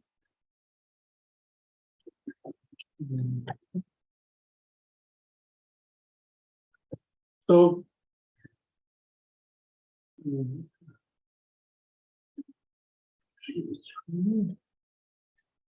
Trying to get better at sharing the screen so that those online. I'm working to improve. All right, so. We have. Starting October 1st, actually October 2nd, because that's the first Monday, but October. We have a change in our collection. We have been on Wednesdays for decades. And at this point, we'll go to a 4-day schedule. The north bench in that area will go to Tuesday. The south bench will go to Monday. The downtown kind of area, the east side of the downtown will go to Wednesday, and the west side of downtown will go to Thursday. We are sending a postcard to every resident, every billing address we have. We're sending out a postcard, and that's what was included in the agenda, was a copy of the postcard that we're sending out. So that's what the postcard's gonna look like. It should be delivered within the next couple of days. We've collected a lot of email addresses, and so we're going to work to send out, and we've started to work on that, to send out email addresses, both through our website and through those that we've gotten through fiber, and those that we have in our billing system. We're gonna try to spread that word out over email. We're also working, because we've collected a lot of phone numbers and that, we're working on a method to be able to text that out the night before, between 5 and 7 the night before your day. And so we'll identify and work to try to say, hey, here's a little reminder, tomorrow is your garbage day. And we hope to do that throughout the month of October to try to help remind people of which their day is, so that they can get a couple of times to remind and get that out, so that they can get there. And then our goal and our plan is that once we finish this change, and Logan is helping us with this change, once we've completed this change, then when we pick up our own garbage trucks and start our own service next spring, we'll have the same routes. And so we won't have to have one change now, and that's why we've worked with Logan very closely to get to this point. You'll notice they might look somewhat similar, because we started with our fiber phases, and so we started working, well, what does our fiber phase look like, and how can we kind of match that? Some will work out, some didn't, but we've worked to try to have it in as logical groups as we can. And there are some that might say, well, why are you doing this? And some of it's because we need a turnaround for the truck. And so one half the street might be on a different day, but that's because we needed to have the end of that cul-de-sac to turn around for that service, rather than doing both sides of the same day. It gives us a turnaround area. We encourage everybody can go to either our website where it's highlighted, or Logan's website, and they can put in their address and look up what day they have. And this should be pretty established from here forward. So once you change, we really hope that there's not another change, and that's the plan. There is recycling only once a month. recycling is every other week. Oh, everything. So at that point, recycling A and recycling B, we split those. So because you have recycled pickup every other week, that's what this is. So that's kind of where we're at, and so our services will be still be provided by Logan until the spring. And so we could use the residents to still contact Logan if there's something missed or something happens. At this point, we're still serviced by Logan, but our collection days will change. So we did want to make sure that everybody's aware. We're trying to pick a lot of different methods to do that. We'll highlight this in the newsletter. So anyway, that is our goal, and really make sure that we've reached out to try to help people understand what day they have. So if there's ever any question, website's a great one. Put in your address if you have any questions from the map. A lot of those are clear, but if at all question, you can put in your own address at that map, and it will give you that. But anyway, we're hoping our emails are specific for area, and we're hoping our texts are specific to tell you are on this day. And so that's what our goal is for the emails. And so we've gone through our map, we've isolated our billing customers by area so that we can notify them specifically what their day is, not so that, anyway, that's our hope, and that's so we just wanted to give an update and get the word out to everybody we can. Our Facebook has had, last time I looked, the Facebook had over 5,000 impressions, and that's probably our peak. So it's clearly spreading. We realize that Facebook is not for everybody, and we realize Instagram isn't for everybody. So we have sent out postcards to everybody, so. I'd say kudos on the messaging. I feel like you've done a really, really good job getting the messaging out in so many different ways, and it's very clear. I think it's pretty readable. So I was gonna comment about sandwich boards as well, but I think the messaging has been really awesome. So, thank you, good job. On the map, it has 800 South. That's a Logan address, is that right? Up on the top of the blue? Oh, yeah. Is that a Logan address we're dealing with there? Yeah, Will that not the rest of them, but you're right. I think you're will right. that be confusing to some? I hope not. Even The if other it's ones very are, clear. we did pick that one up. You're right, that one did pick up that way. But the other ones should be, Well, the farm is a Logan address as well, Yeah. across 1200 one South, yeah. 65. yeah. Well, that's what you have. You're serviced by a Logan address, but it's not on here of a Logan address on the map, right? I mean, I think the It only one doesn't on, even show it. yeah, I was gonna say, I don't think that's, Yeah, It's true. that's kind of 165, yeah. yeah, I think of those green ones, I think the only one that's a Logan one was that 800 South, because that's not the right one. But I think all the other green ones are accurate to our. Thanks. So, No more comments? Okay.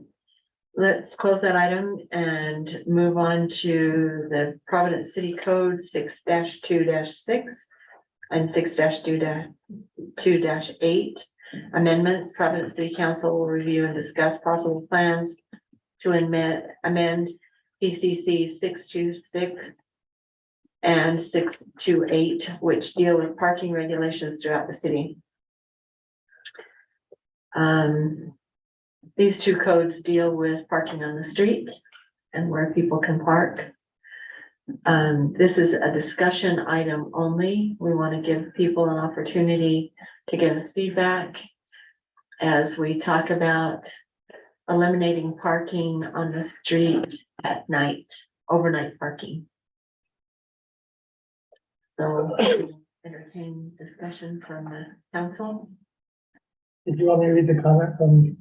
Oh, yes, let's do that. so as he's coming up, just remember, this is the start of an item. This is our, when we start with a study item, this isn't a ready for your approval.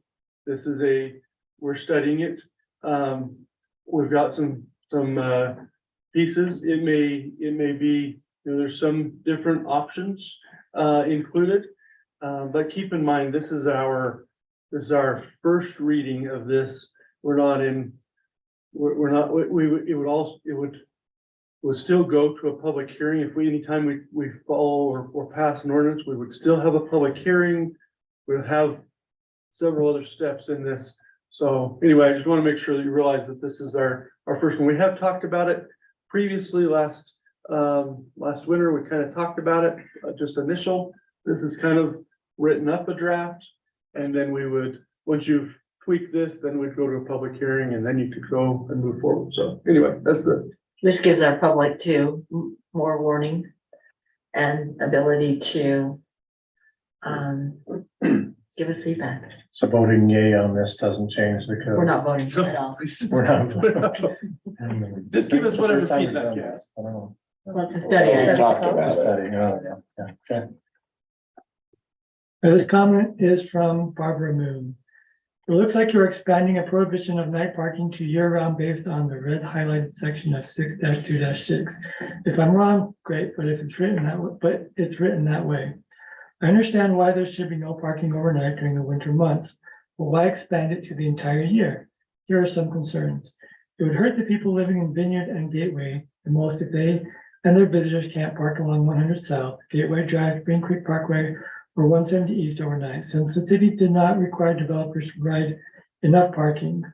When it was obvious those housing units would be rented out and there'd be more cars. It seems unfair to punish the residents there I don't know how they manage the winter. The setbacks in those developments aren't deep enough for people to park in their driveways and still be 8 feet clear of the pavement. If this new parking ordinance expanded to year-round, it seemed very much like a revenue grab. I am grateful that towing isn't included as a consequence. People often do landscape projects in summer and can't get the job done in one day. As long as there's evidence of progress, I don't think the city needs to worry about the trailer or backhoe there overnight. You also have the 48-hour rule that should cover a lot of these issues. During the snowy months, when we have overnight visitors, we're careful to cram cars in the driveway, although I doubt we leave in 8 feet clearance. Or use a neighbor's driveway. But it's nice on a few occasions in the summer, family reunions, etc., to have people be able to park on the road. I feel like the city might be micromanaging and overreaching and wondering why this change was proposed. Thanks for your time, Barbara. I have a good question on that one. Vineyards HOA, would they'd be exempt from this, right? They're private. They're private streets, so it doesn't apply there, okay. And Gateway Drive is next to a very brand new built parking lot, Yeah. only. I don't want to discount all of her points, I just Is right. wanted clarification on that one, that doesn't apply. But there is a very large parking lot next to the Gateway, so. Yeah. They can walk a very slight amount of space and get there, but anyway. A couple of things just on response to some of those, some of the reason why. So the night parking, keep in mind what we're adding and doing, with night parking. As we add bike lanes, it will be more important to start sweeping sides of streets as bike lanes become more prevalent, that increase. As we change from a single day of trash to 4 days or, the full week of trash, and as we do maintenance, painting lines and construction during the summer, we've constantly been having to get people off of some of these streets in order to be able to do that chip seal, striping. We have Tuesday that we're hoping to have our striping done, but we have several cars that park on the street. And so the idea of that is one, honestly, kind of a wish list from the staff side of saying, hey, you know what? We spend a lot of time trying to get people off when we try to do maintenance. And that's a lot done in the summertime. So there is some of that. And our streets are fairly narrow. It does say, you know what? It's a nighttime, not an all the time. And so it's trying to accommodate for some of that overnight. We get a lot of complaints of trailers that stay there for a long time, and then they found on our ordinance that says, oh, well, I only have to move it inches in order to get out of anything, so I don't really have to move it very far. So we get that takes advantage of it. So anyway, that's kind of where that piece of the puzzle comes from. Right or wrong, you can take it or leave it. The other one, a few of the changes, I think we should kind of go through some of the changes that are there and why. We found as we investigated, Ty contacted a lot of different cities. Most cities start in November. I think we were the latest one in the study. We were at December 1st. This moves it back. We do get quite a few snow events in the month of November on that. The time we were at midnight to 6, and this does move it in both directions of that. Doesn't move it past the 8 o'clock, so business still should have access for parking on many of those. So that's kind of the change there. We do have, so while the Brigham City, this is the one that comes from Brigham City that says, so while the storm, if the storm is continuing to go and we haven't caught up with it, during those times, we're still out plowing. We still need to have people stay off those streets until we at least finish plowing so that we can get them all taken care of. And some storms last longer.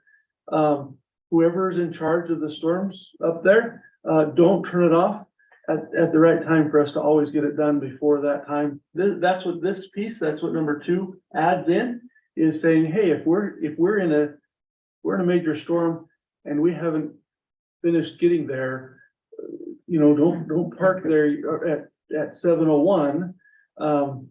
We still need to get done. Anyway, You might want to mention it excludes the schools. oh, yes, and it excludes schools. So around schools, it excludes around the schools. So we said, that's one of our two biggest concerns we'd had in our previous discussion was around schools. And this excludes both of those schools in that section so that if those schools are in session, then that's okay. They can park there because we have some parking for them and we kind of try to prioritize to get there. The other one, specifies, and this was in several of the codes, was specifying, reiterating who's liable for damage. If they park on the street, they're taking the liability of doing that if the snowplow still has to be out. And then if we have to plow around, it just is saying, we're presuming the vehicles, if they're there at that time and we can't plow the street, there's some assumption of abandonment or, if they can't get it off or something like that. And then,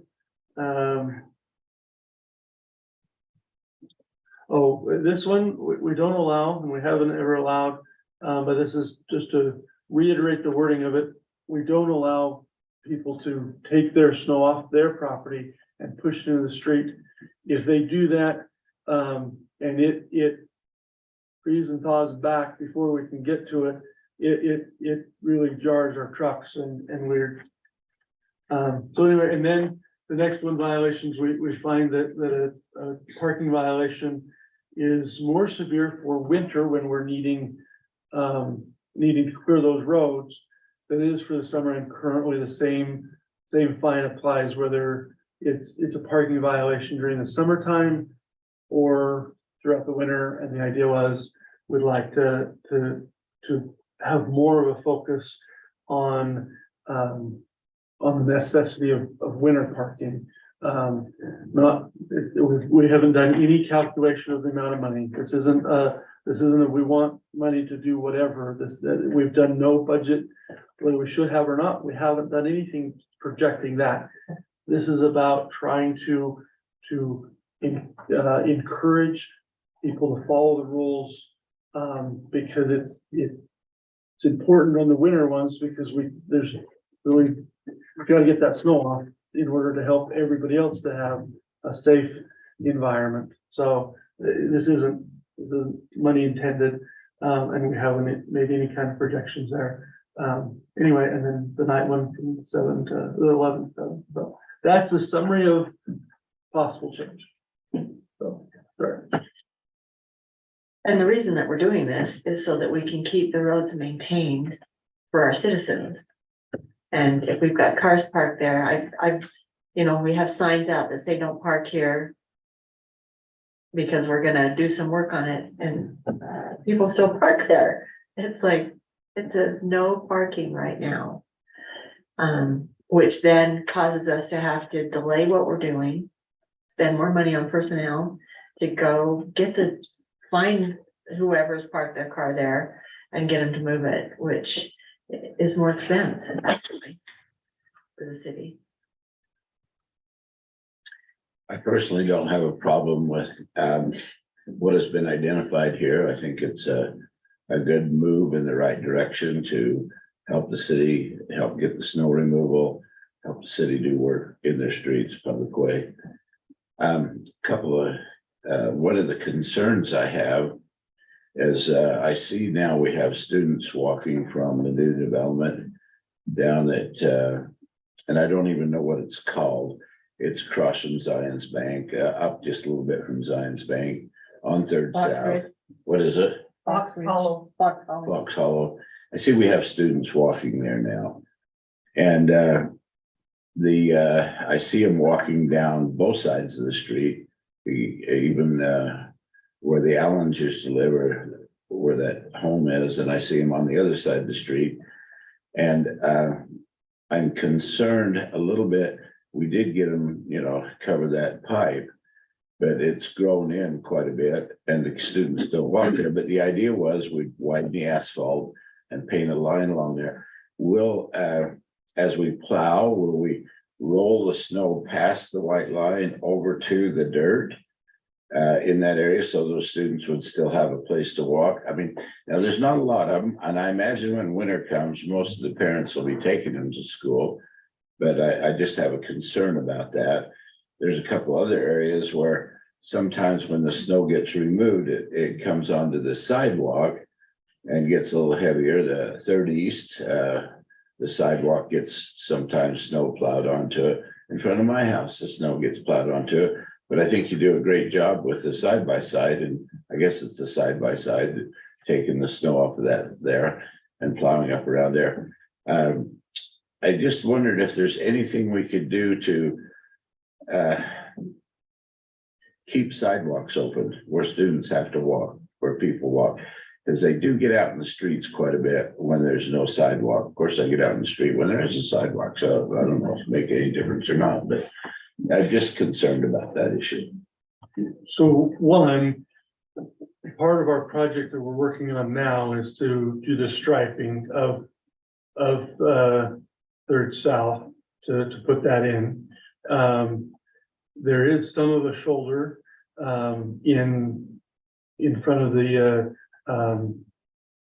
Fox Hollow. They have a kind of a park strip, a little bit smaller, but they have a park strip, and so does it have in front of Zion's Bank.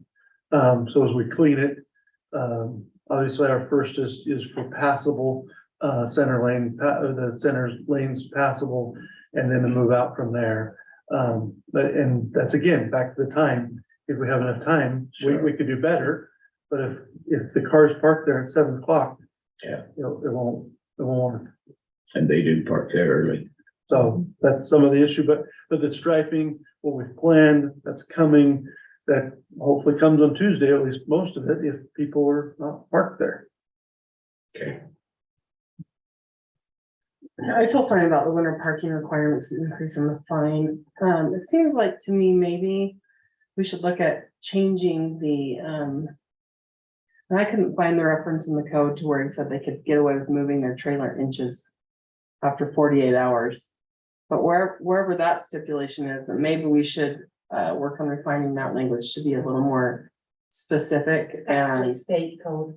well, that's in state code. That's what the officer told us in our staff meeting the other day. What did he say?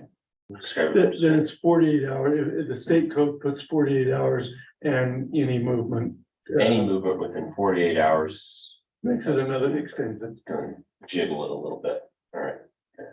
Can we be more specific in our city code? It won't do you much good. We won't Why be able to not? enforce it.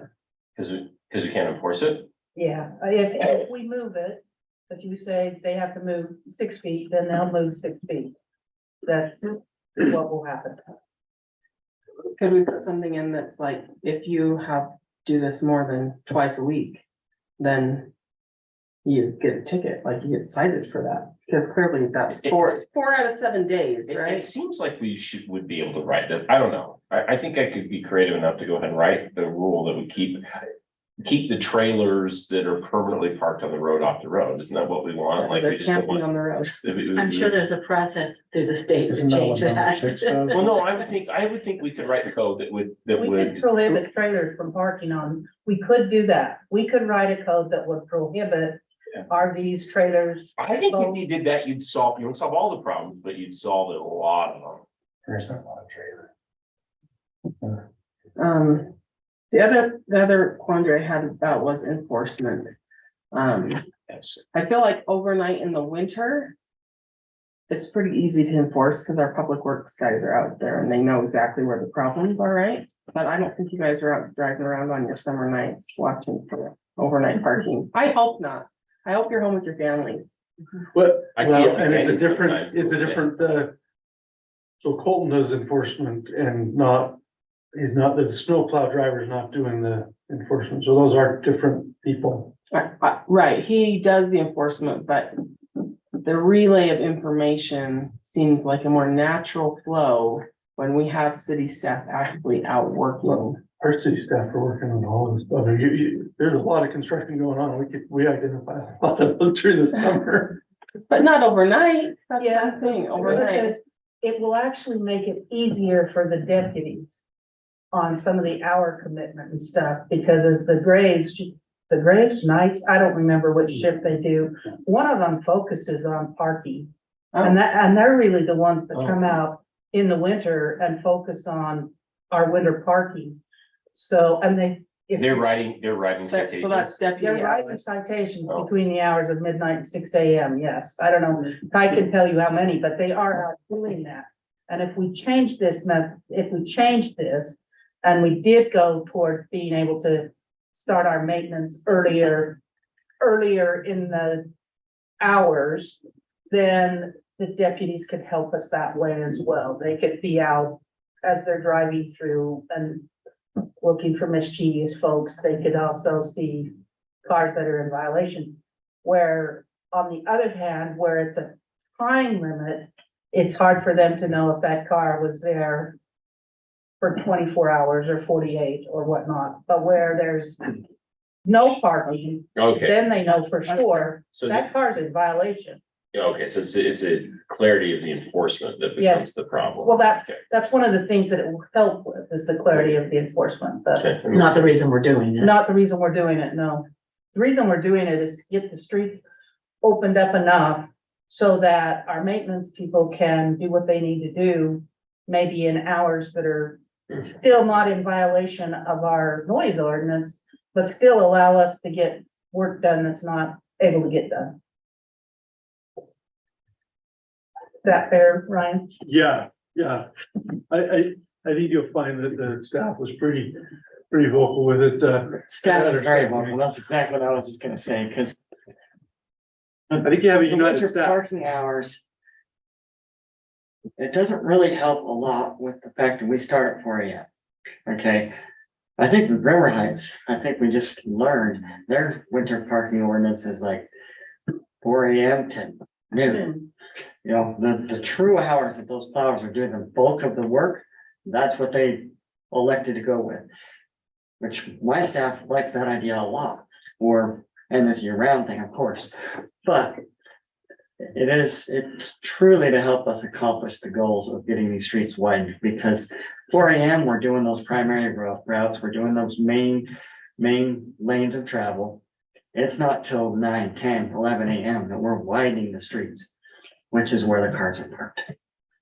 That's just my 2 Yeah, that cents. makes sense. And that one specifically is one of the reasons why we pulled out. If the storm's still going, we really need to keep them off. So that's number 2 specifically, but even then, why we're moving from, 6 to 7, give us another hour before the cars parked right in their driveway. Cause that's what we're saying, is people will park right in their driveway so that you don't plow their driveway. I understand the winter parking, it's just the year round that gets me a little bit. I guess it's the part 6, no night parking ever on the side of the road. There's a lot of maintenance that we're going on and So, there's a lot of, and as we get more, and if you want, our maintenance on sweeping or garbage, I mean, we've only had one day in garbage, that's also the garbage one, that's also everything else that we're gonna start working to do as we expand that service. That is something to consider, the garbage trucks driving around different areas, different days. Early in the morning. Yeah. Yeah, garbage If your truck will start garbage as is early coming as on 11. Tuesday, you don't obviously park your car out there next to the garbage can. Most people don't. They want their garbage taken, but. I think they do. Do they? Yeah. Those that park out there, park out Yeah, there. Then you don't take their garbage. So I Is that a think- motion? I think I can give myself back 30 I seconds. mean, if I park my car on the street in front of my house and I put the garbage can right next to it, and you don't take my garbage, I'm gonna. It's a well, problem with somebody my with fault. 9 children. Yeah, my fault.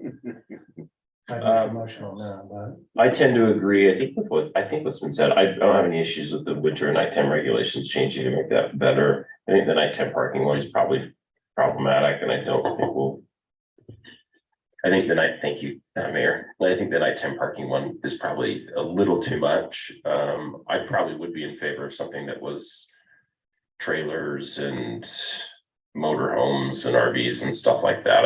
I think those are the larger issues. Those tend to save a lot. So I'm just offering. So just to clarify, you're talking the year-round trailers and that, but not vehicles. I probably wouldn't do it on vehicles. I think people bring up good points, people have family visiting and stuff, and I think it's hard sometimes for people to do that. And I see enough in my neighborhood of trying to kind of be sensitive that that always can't be done, but I definitely can drive around my neighborhood and others, and I can tell you the ones that people probably see are problems, like they stick out, right? It's that RV that's kept there for 6 months out of the year, you know?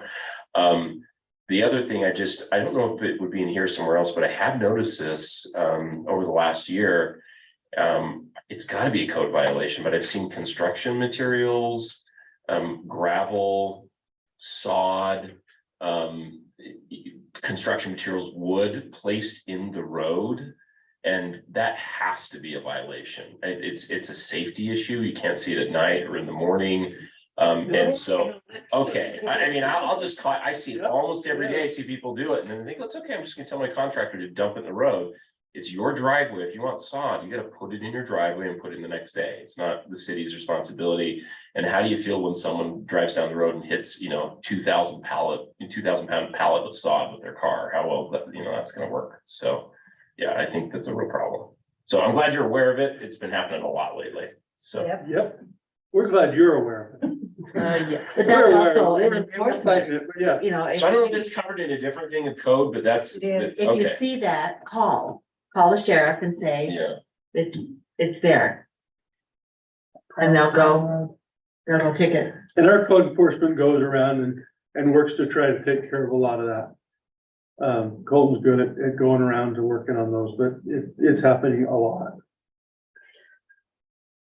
The only other comment about the winter parking is that if we've made the exception for the schools, I don't see why we can't extend it past 7 o'clock in the morning, because that was the only place, when we talked in the spring, that was the one that What We were- what will you give us? concerned We'll as an take noon. exception. Well, take 3 PM, whatever you'll give us. We realized that there was a reluctance, but I think that's a great comment. How willing are you, ready to go? What How can we late do you get? think's good, Brent? Oh, that's what I'm wondering. Are we accomplishing anything by 1 hour? One of the things that's happening is that people are getting up at 6. And our plows are witnessing this and literally going out and moving their cars. So that you can't plow in a cul-de-sac or you can't plow past their driveway. But they're blocking their driveway with their car because they don't want you to push the snow in their Yes. driveway. Yes. And Seriously, yeah, and so the longer we can extend it, they will need to get in their car and go to work, and they won't be able to sit it out there for that hour or 2 hours while our poor plow drivers are trying to go. So 9 o'clock would be great. So let me ask you a question. Is there any distinction between people who are operating a business within the city, like a school or something, versus the residential area? Is there a need to make any kind of a distinction there? Or is it basic, other than the schools, one size fits all? I would say other than schools, one size fits all, because they're the same streets. And a lot of those businesses will have parking lots that's their responsibility and not included in any of this. So if they've got a parking lot, they can certainly welcome people into their, utilize that commercial parking that they should have. And all of that could certainly be done.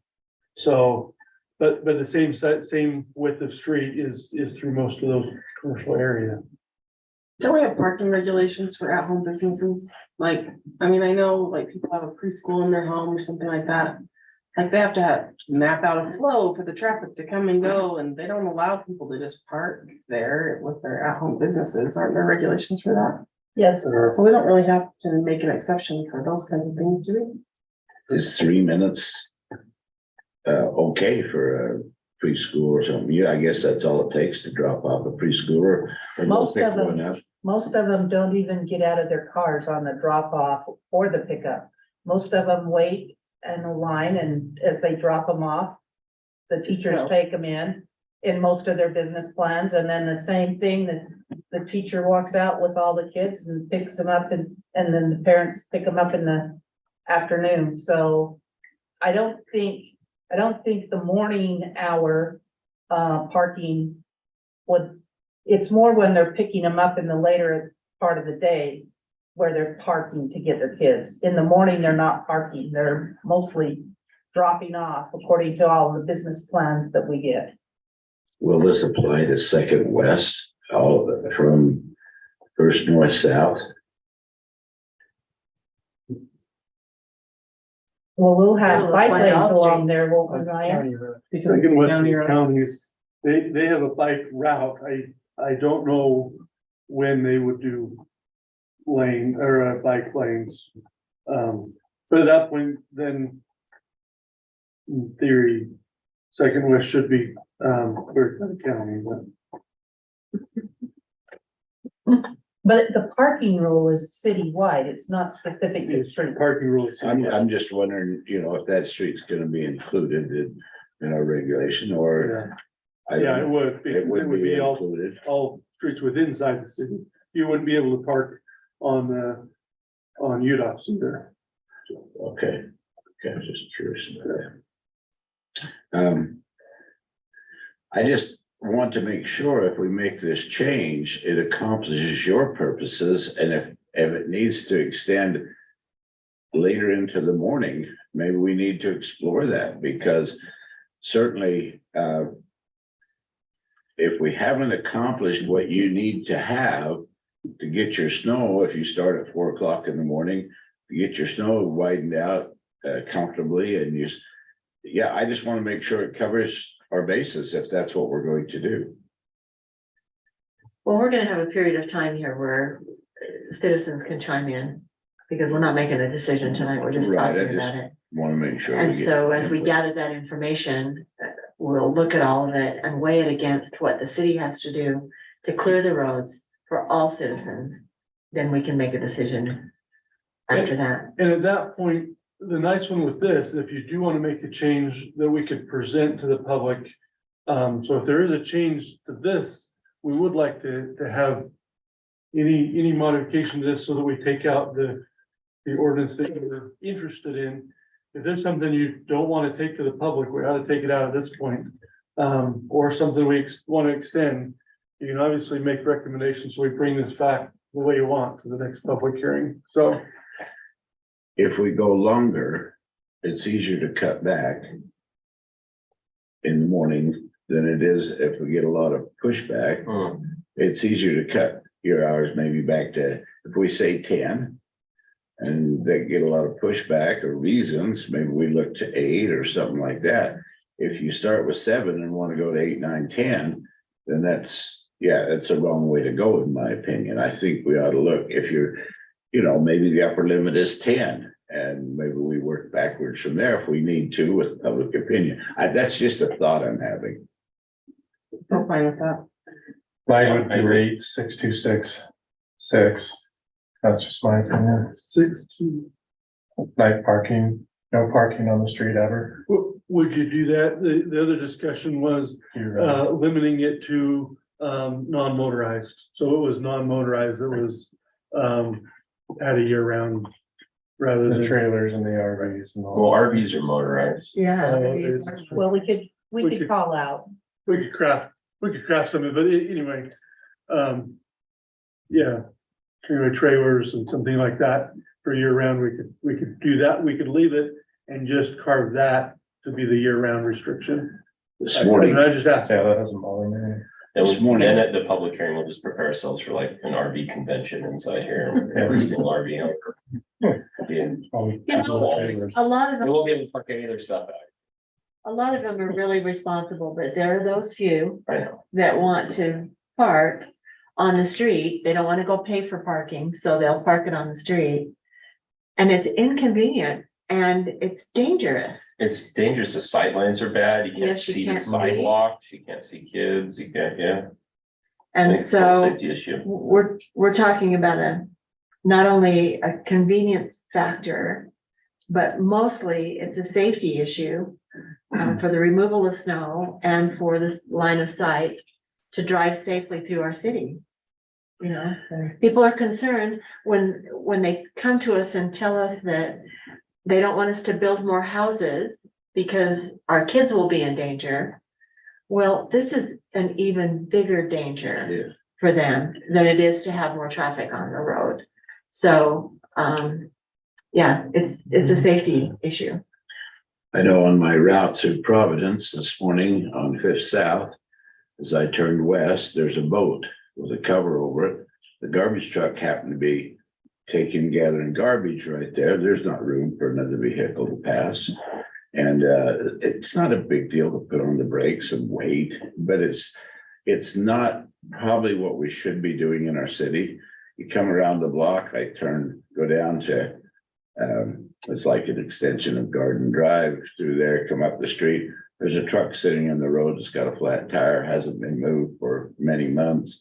You know, it's just, it's not that I can't pull around it, but that's not what we should have parked in our streets in the summertime, anytime. If vehicles are not Operable. operable and Yeah. that, I mean, Just. yeah, I think there's some modification we could do to that to maybe tighten it up a little bit, but yet give some latitude somewhere. And maybe we put even time limits on, I don't know how you do it, but anyway, let's give it some more thought. Well, when you see a car on a freeway that's been pulled over, the next highway patrol that goes past it stops and writes on the window, Can't even know. right? So we can have them write on the windows, so we know how long they've been there. So I think if we're going to make a modification here, on number 6, Jeff, maybe you want to address this as modification, but I think it ought to be something that to the effect that it's equipment, gravel, stuff like that left on the street overnight ought to be there. I think that's already prohibited. What's that? I think those are already prohibited. In a different area, what they call. Okay, but a car, I mean, I'm talking about a motorhome sitting on the street overnight.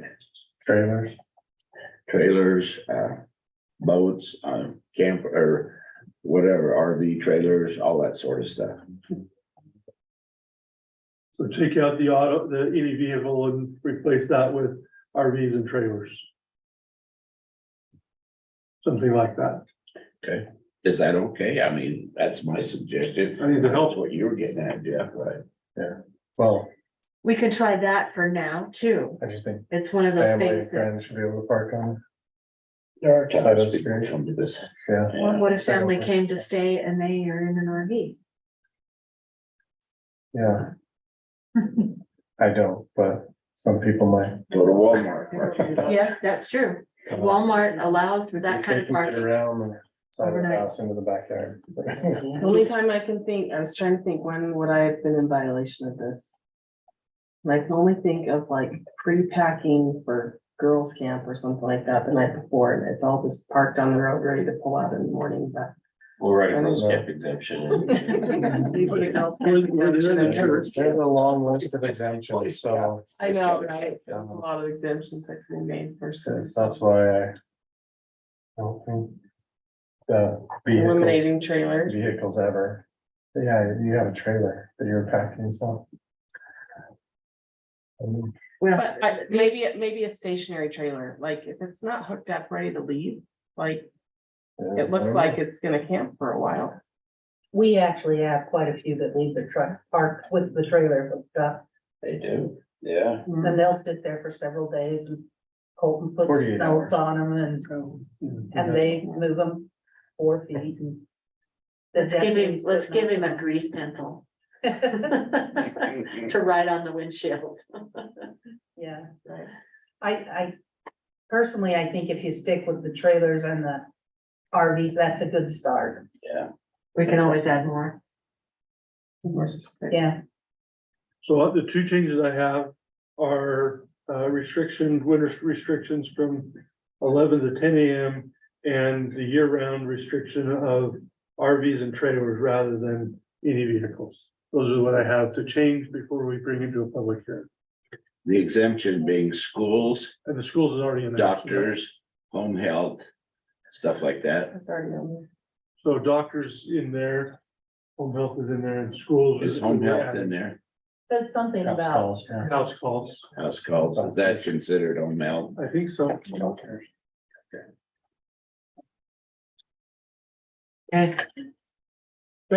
Any further comments? We'll close that portion of the meeting. Let's just after things.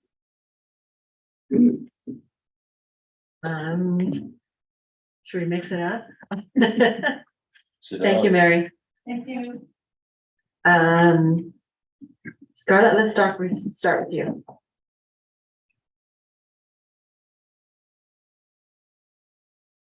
I'm just gonna stand here at this mic tonight.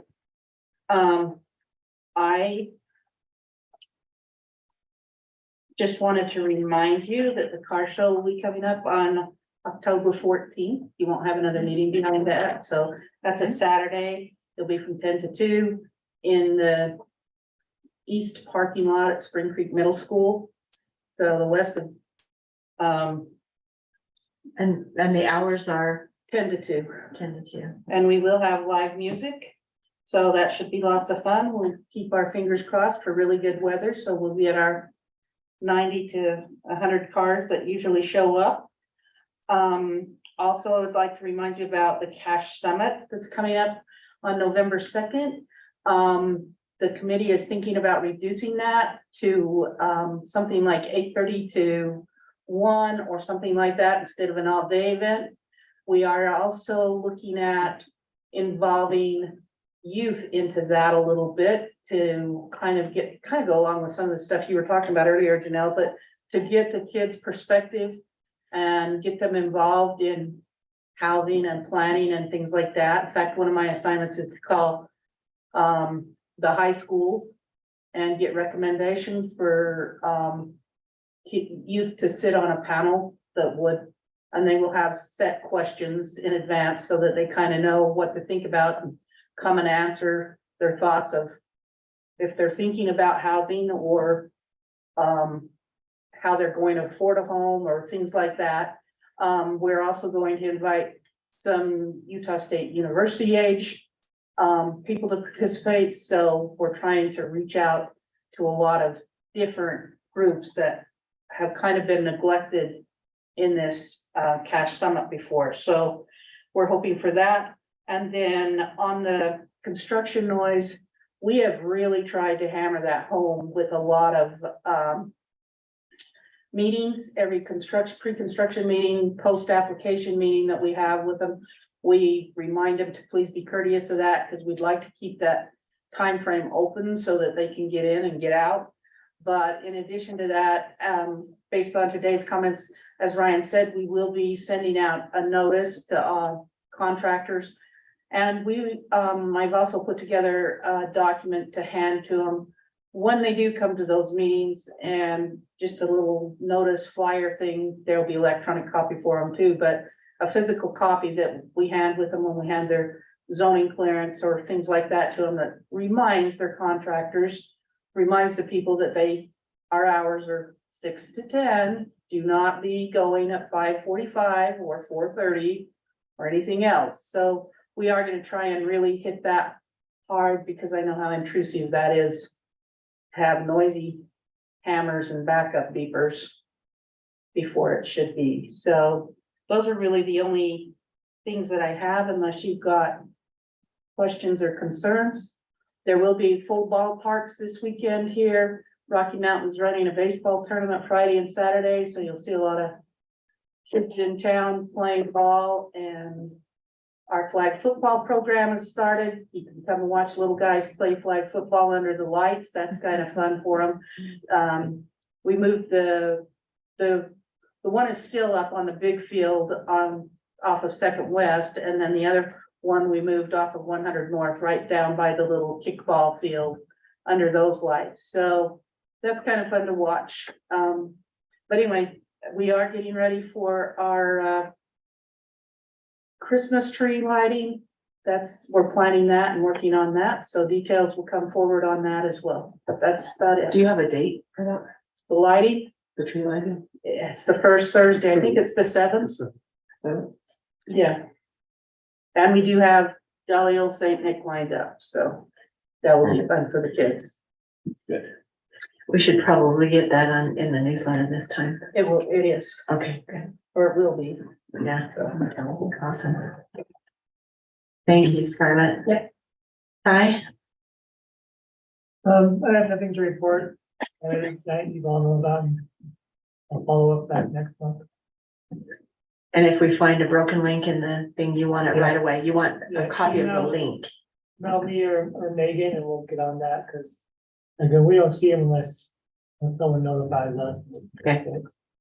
Great. Thank you. Rob?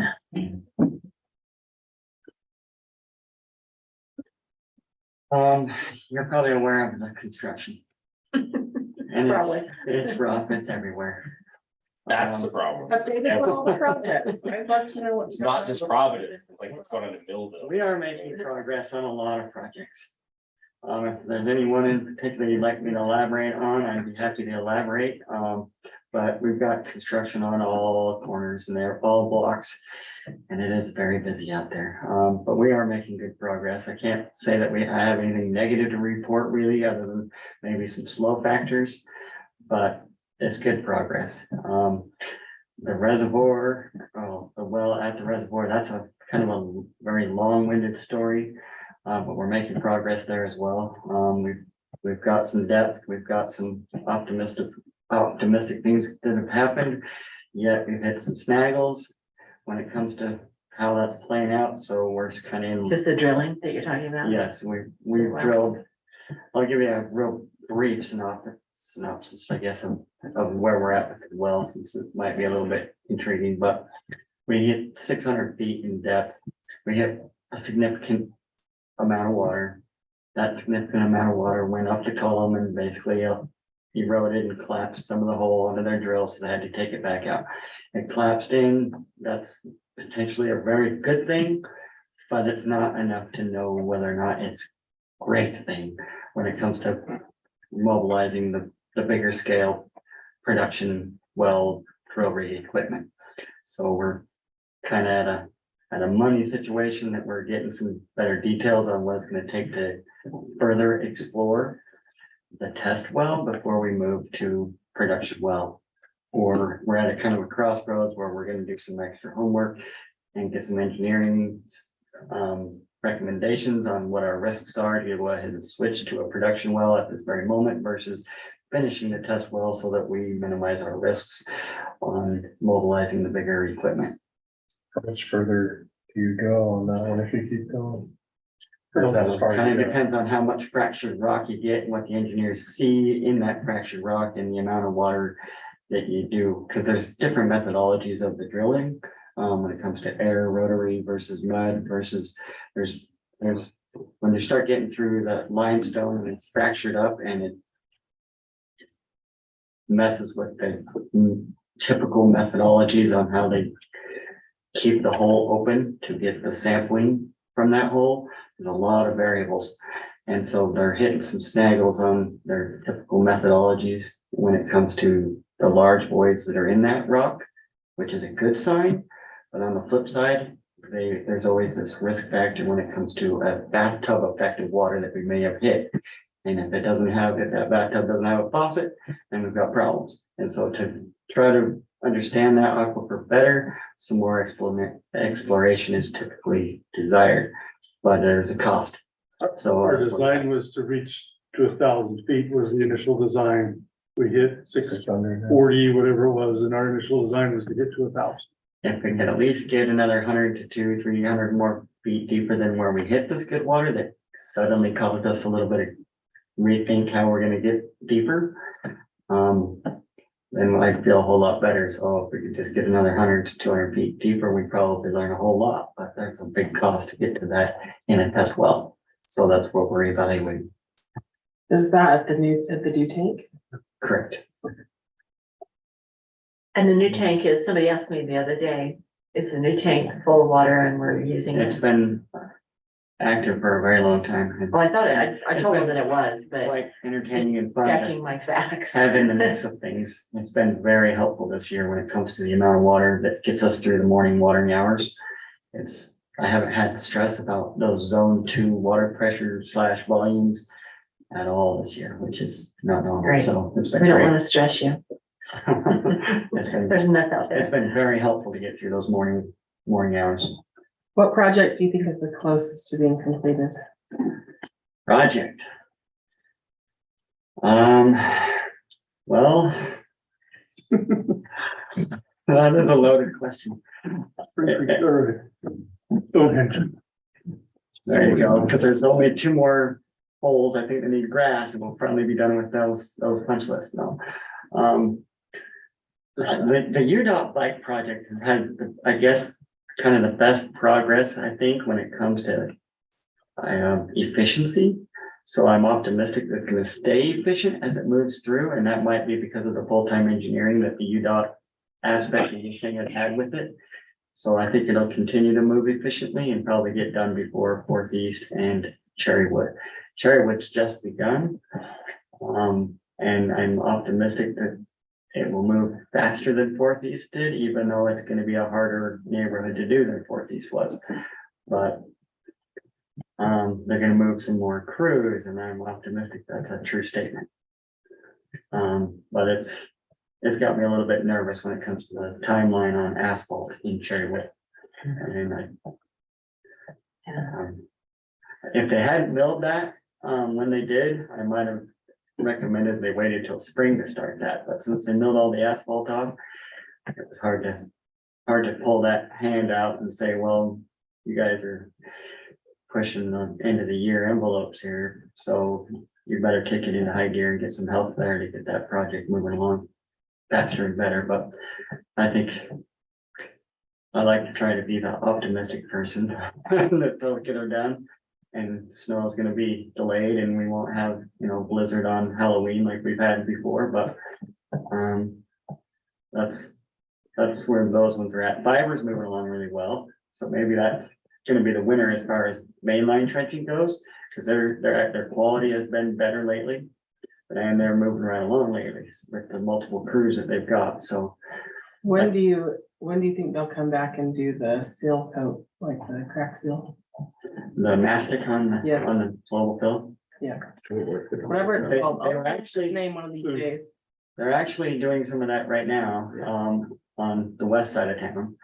And so that's probably a strata crew instead of the SCI crew, but I get told that those mastic crews are rolling very soon, so. Good. Yeah, First West is pretty well done out to Spring Creek Parkway. They've been working on that. They've been down on Fifth South and working that area down there. They've been working on putting Yeah, they- mastic in. There's a lot of construction in the fiber world, which right now is a great thing, because I'd love the main line to get done before winter hits us. Rob, if for some reason the batch plant, they go to Thanksgiving, don't they? Typically, give or take a week. Yeah. Based on the temperature. If we aren't asphalted by then, would there ever be a chance that our contractor would get asphalt from the Salt Lake Ogden area and bring up and asphalt it? I hate to see that stay open during the winter. That's possible. Well, there'll have to be asphalt. We've actually, in the past, we've actually had, I think it was a Parsons project, the last one that occurred, but if we had them put temporary asphalt down just to get us. That was on till spring. 1700, wasn't it? Yes, it was. Yeah. It wasn't desirable, It was, but because the day they laid it, it was like below zero, I think. It was a terrible thing. yeah. Okay, But looks good out there. Brian mentioned we should see some bike lane striping if the weather plays nice and the parking problems. I've helped the Grand quite a bit yesterday and today to get geared up for trying to accomplish notification on the no parking thing. It's a huge hassle. I knocked on a lot of doors and hunted down a lot of drivers during our chip seal and our fog seal projects. We didn't tow anybody, even though we maybe should have, because of the amount of time what we spent trying to hunt those drivers down. However, with proper notifications and some barricades and no parking stuff, it does help it. We had about 50 cars on the fog seal episode that were parked on the street, just on Gateway alone. And we had Colton did a great job, in my opinion, of getting windshield notifications on the day before. And that minimized it down to about 10 cars. And so finding those 10 cars was fun, but I didn't have to fog seal around the car, so we succeeded. You know what? Call me, I'll help you. The deputy helped me find a few of them, and that's always helpful. Yeah. Well, if I need to knock doors, I'm happy to do that. But in the Gateway Your apartments, rand restriction. Yeah, the Yeah. apartments would be really hard to eat. The town- Say I address. knocked on a lot of townhome doors over there. If you could ever get cell phone numbers, text messaging reaches people easier than anything. It really does. In my business, emails versus phone calls versus text. Text does a wonderful job. Everybody's looking at their text. Not emails, but text. Well, some of those cars, well, two of the cars, I should say, had out-of-state plates. And so it didn't help the deputies. They weren't able to give me any guidance either. And it made things difficult. You need a grease pencil. Yes, it is. But we did have our sanitary survey, and that was almost flawless and basically became flawless. So we were one of the elected cities, because of how good our history had been with sanitary surveys. That they tried to, I guess, divvy up the amount of water systems that they do in 1 year. It split it up so it's a little bit better equal. So they gave me a 6-year window that expired this year, and we had it's been 6 years since our last sanitary. And to have had a flawless victory with the engineer that came from the Division of Drinking Water was phenomenal. Congratulations. Great. Awesome. I think you saw her that day up the canyon. Yes. Past you. Yeah, so to have succeeded with that sanitary survey was a huge feat, actually, to not have any bad IPS points against our system, so. Good job. Thank you. So, and on a good note, thanks. Thank you. Thanks for all you do. In a minute and a half, Vern. Any questions? 45 seconds. You put it back on us, didn't you? I'm happy to take questions. I'm happy to skip and take questions. I think the staff have done a great job on their reports. I'd add we've almost reached 800 on our fiber. So that puts us in a great spot there. We are still looking to expand the drops and the connections, but the main line should be done by the end of October is what we hope. As far as projects to finish, we got pickleball. The pickleball courts should pour first week of October. The trail should be paved maybe the first or second week of October through the park, but they'll start building that probably this week. The signage is probably next Tuesday if we can get everybody off the road. The skate park won't happen until next spring. They just have too many other projects they're working on, so we'll get working on design and keep through that.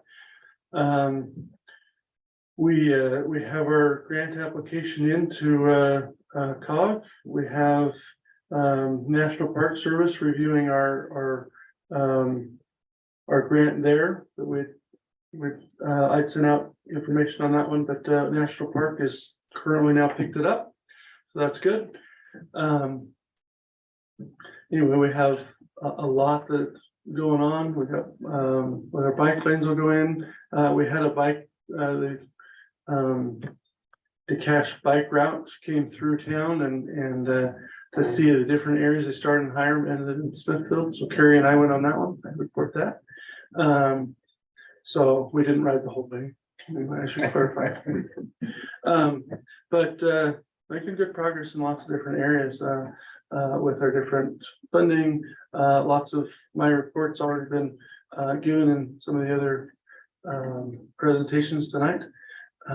But anyway, we're making a lot of things happen and seeing a lot of work. And as we add that up, we're gonna be able to finish a lot of stuff this year and hopefully take maybe some breath next year and regroup and see what more we need to have.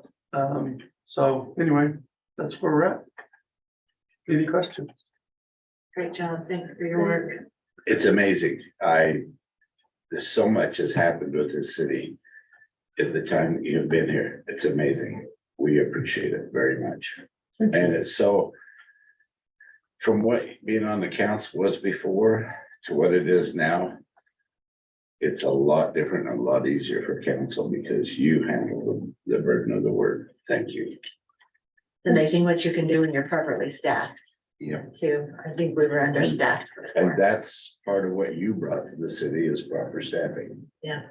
It's good. Thank you. Okay, Appreciate it. thank you. Good job, all of you.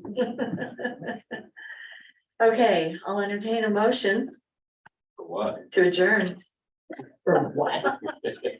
What is your name? What have you done with? Let's spot for pizza. That's my motion. I'll make a motion that we adjourn. I'll second that. Okay, we have a motion